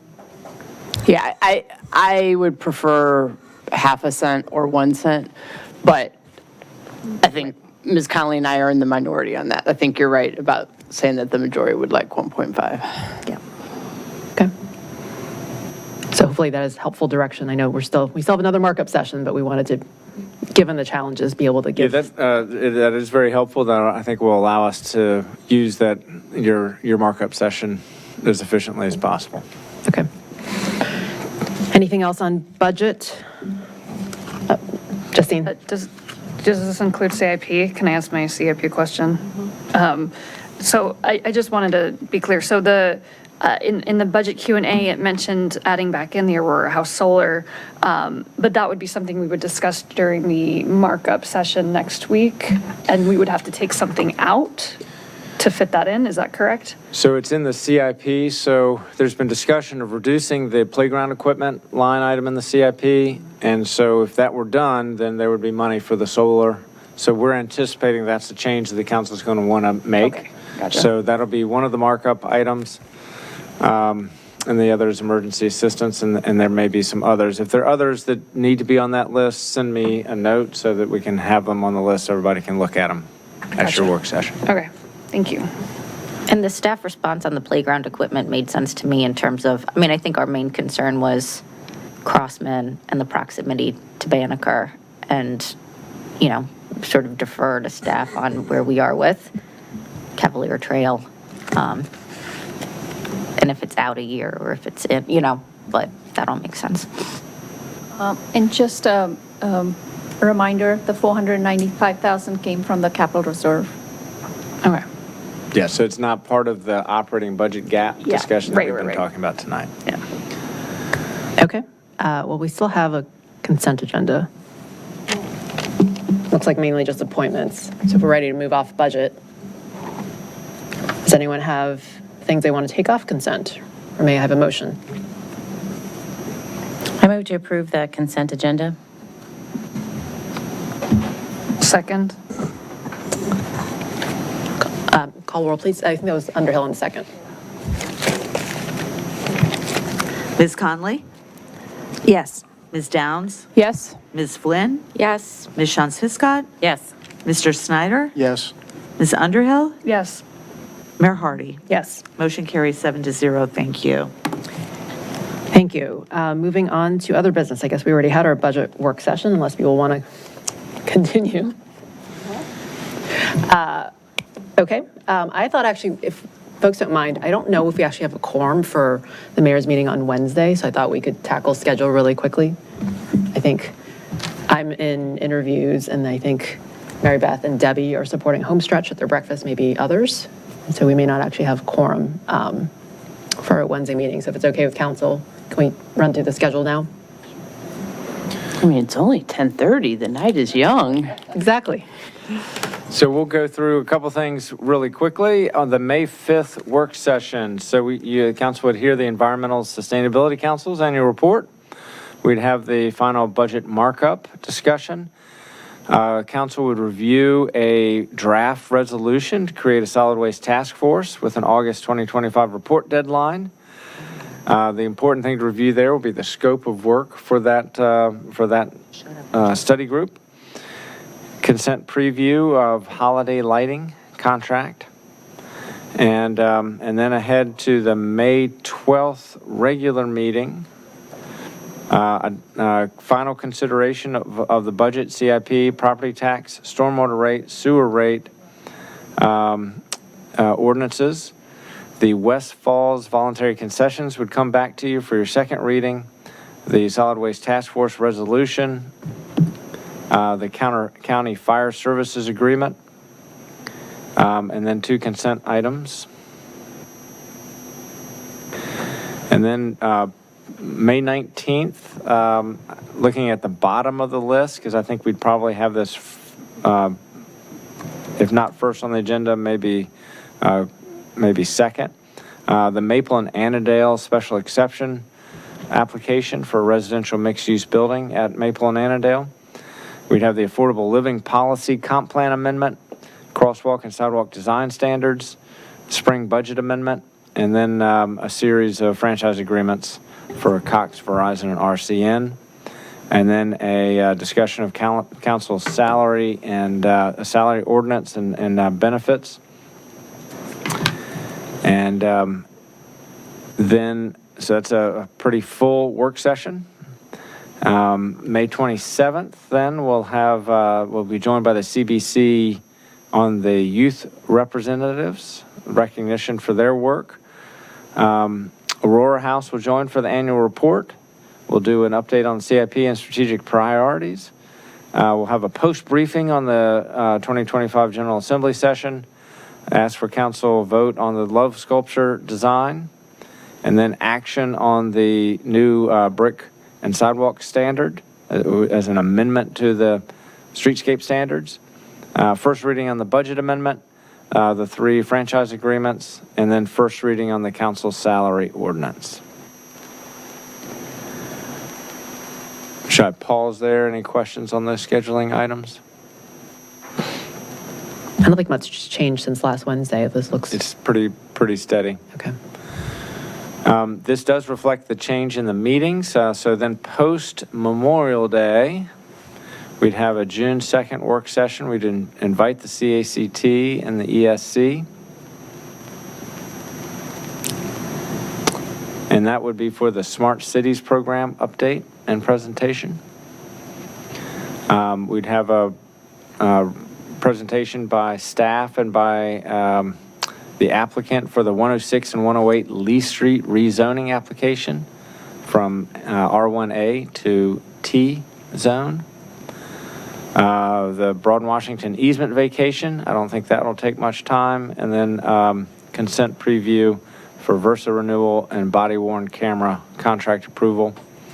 And we would have a discussion of the new state code provisions on subdivision and site plan approval process that was discussed briefly with the chair of the Planning Commission tonight. That goes into effect July 1st? It does. Okay.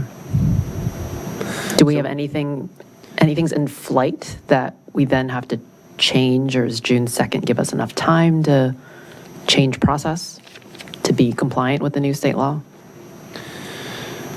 Assuming we have to comply, because I know Dave's brought up in the past that a question whether our city charter would supersede it in some way. We don't need to solve it now, but I think from a scheduling perspective, that's just one question I have, that if it goes into effect July 1st, understanding where things are in process, who do we have to get an opinion on the charter, that sort of thing. We do have on the 27th, we have the General Assembly's post-briefing. I think there's going to be an important part of that discussion as well, so we'll look at it twice, but this would be a time to have a good first up discussion of that. Okay. So Do we have any site plans? We don't have any subdivisions, but do we have a site plan or anything in flight that?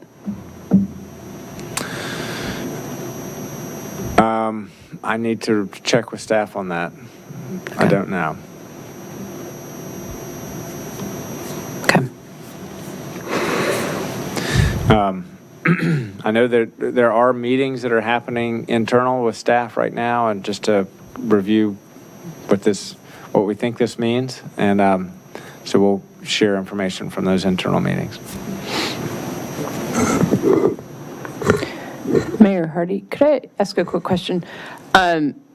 Mr. Shields, the 106, 108 Lee Street rezoning application, that's a work session discussion. And then what happens after that? Or do we know? That's okay if we don't know, I just was curious. I think that's just going to be a difficult land use case. Yeah. Is my view of it. Yeah. And so the purpose of staff coming to council is to provide a professional review in terms of comp plan. What do your policies say about this?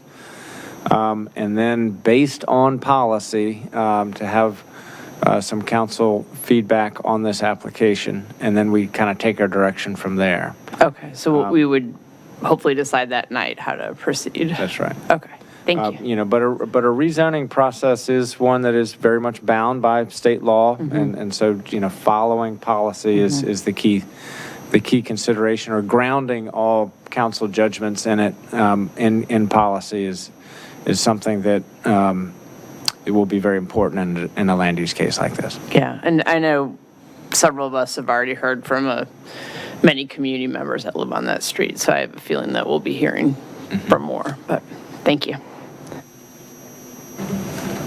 Okay.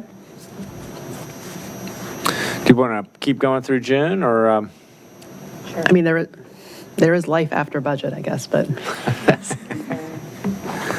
Yeah, we do have, I think there's important policy things coming up, Yeah. and I think we've been all peppering in with our vacation dates, but I guess I'll ask council that if you've got known days that you're out or will be remote, to start adding those in now so we can plan for it. We're sending them to staff.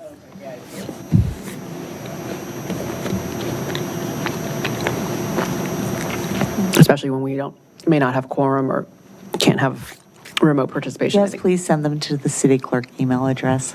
We'll make sure they get noted. Thanks. Okay.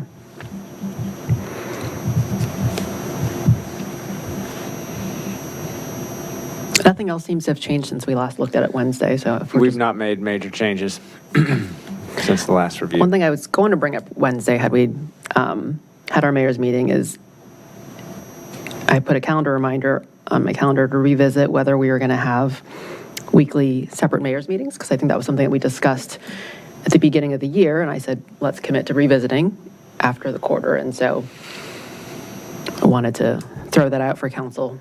Again, should people have opinions? I mean, I think the way we've been doing it now, where possible, if we can find time on Monday night, has been nice, but having Wednesday, on the calendar that is still open to everybody on council to attend has also been a good balance. So it's my preference, but happy to hear from others. What if we had if we're done the meeting by 10:30, we could have a 10-minute review of the agenda, and that would inspire us to get done by 10:30, and then not have to come back Wednesday. I don't know. I don't know how often that happens, but I'm happy to not have a Wednesday meeting if we can all do it, but I think the principle I'm trying to live up to is keep this collaborative so that no one is surprised by what's on the agenda. And that's worked well, whether it happens on Monday night or happens Wednesday morning. And sometimes having some separation between Monday and Wednesday lets us kind of digest things and think through. So keeping it flexible like that is fine with me. Get to it Monday night if we can. If we can't, do it Wednesday morning.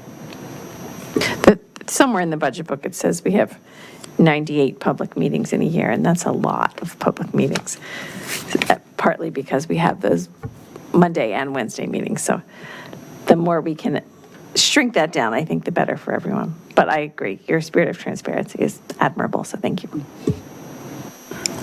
Okay, so I'm hearing keep it the way it is, where Okay, I'm going to check that box. Goal of more efficient Monday night meetings so that we can achieve more. That's the goal. On Monday nights. Okay. Well, I think that's it for the schedule. Do we have any business not on the agenda? I have one more thing, and this is just going back to budget, and that is, one of the things Ms. Flynn asked for was more information from the school board on the situation. So suppose we do hear from the school board and they say, well, we could, 1.5 cent cut is a lot. We could squeeze in a 1 cent cut. Do we revisit? Or are we firm on 1.5 cent? Or are we waiting for that more information? Just tossing it out there because I'm curious. I mean, we vote on the 12th, so I don't think anything's firm until you vote.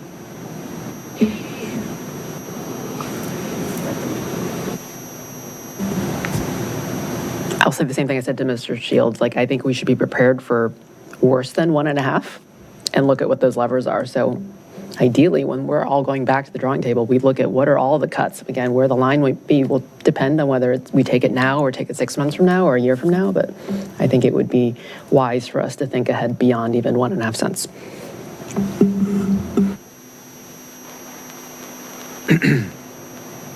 Other thoughts?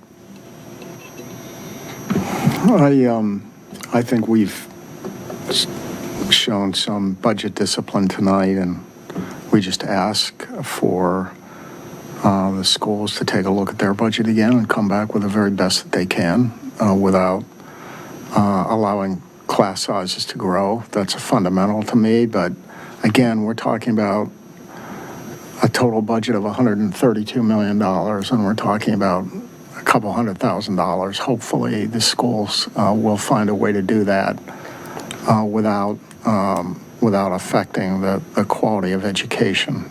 So, yeah. Yeah, one of the things I was thinking, and I'm sitting next to the former executive director of the Ed Foundation, but the Ed Foundation can't pay for salaries, but they can pay for things like training and professional development. So I don't know, I don't want to get too far into the school's business, but I mean, that might be one thing to explore is, are there ways that they could cut something that the Ed Foundation, at least for this year, could pick up? That's what they do a lot is training and professional development, that sort of thing. So. But again, I know that that's not our role to figure it out. They need to figure it out. Thanks. Okay.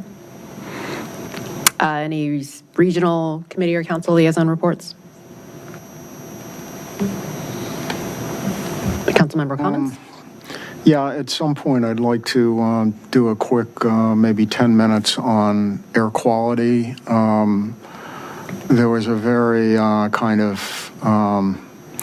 not very accurate story last week, and the fact is that we've done some major work on air quality that would have been even better minus the Canadian wildfires that spread a lot of smoke into our area and jumped our numbers up. But we're on the track for full attainment. We were out of attainment, and we're on track for full attainment. So I think we ought to talk about the progress we're making, as well as talk about what more we can do. But that may be something, again, I'm not asking for more than 10 minutes, but maybe we can work that in at some point. Thanks. Wyatt, on the schedule, if we find when we have the ESC joining us, maybe that would make sense to have the ESC May 5th, yeah. to talk about it then, Dave, because the ESC is joining us May 5th in their annual report, so maybe that would be a good thing to insert there on the air quality update. Thank you for bringing that up. Can we confirm Koya training's in here tomorrow, 6 to 7? I was about to say that. It's going to be a busy week. So we have Koya training. There's a 3 o'clock option and a 6 o'clock option in Chambers. Okay. Correct, Sally? The 3 o'clock is with staff, so if you can't do 6, because I can't do 6, I was going to join the 3. We could do 3 o'clock. Sally told us we can do either, right? That's right. And about an hour, do you think it'll last? Okay. So 3 o'clock and 6 o'clock? Yeah. Okay, thank you. And this fulfills kind of the biannual requirement we have. Right. Great. I just wanted to briefly say that Ms. Underhill and I visited the Juvenile Detention Center, And it was, and you jump in, but I thought it was terrific use of our time. John Lawrence met us there, and we had also a tour of the shelter that is right next door. And it's the staff there was just very, very impressive. And what they've done, they've really done a good job trying, that building is very old. It was built in the 50s. It definitely has a very institutional feel to it. The beds are concrete slabs like you would see in a jail. So, I know that John's trying to work on that, and they've done a really nice job getting some new furniture that's soft colors, trying to make it a more welcoming environment so that it's easier for kids to be rehabilitated. And when we were leaving, they did talk about that the USDA cut their money for food. I guess they'd have to hire some more staff in order to qualify for the funding, I think was the situation. I believe Aurora House has the same issue. So we may be hearing about that. I don't know, Ms. Underhill, did you have anything to add to that? We got to see the Shelter Force program as well, and that was really inspiring, just seeing the work that they're doing there and the dedication and commitment of the staff. It was a whole other world that I didn't frankly know about from my first year in council, and so it was really great being able to see the programs that they have there and what they're doing for the kids. Was I walked away a different person from seeing that. So yeah, it was a great experience. Thank you for making time for that. I think some of us had visited pre-COVID, and so that was pretty eye-opening to see the detention center. Okay, other comments or notes about boards or commissions? So besides COIA trainings, other things this week. I think on Thursday, there's a ULI award ceremony honoring Jim Snyder. He's getting the Changemaker Award. And then FYI for council on Friday, we're actually going to have electeds from Sacramento, California, visiting Northern Virginia, and they're stopping off in Arlington, Alexandria, and Falls Church and walking Falls Church. So it's nice to see electeds across the country getting together. Okay, well, unless we have anything else, I think that's it for the night. We are adjourned. Thank you all.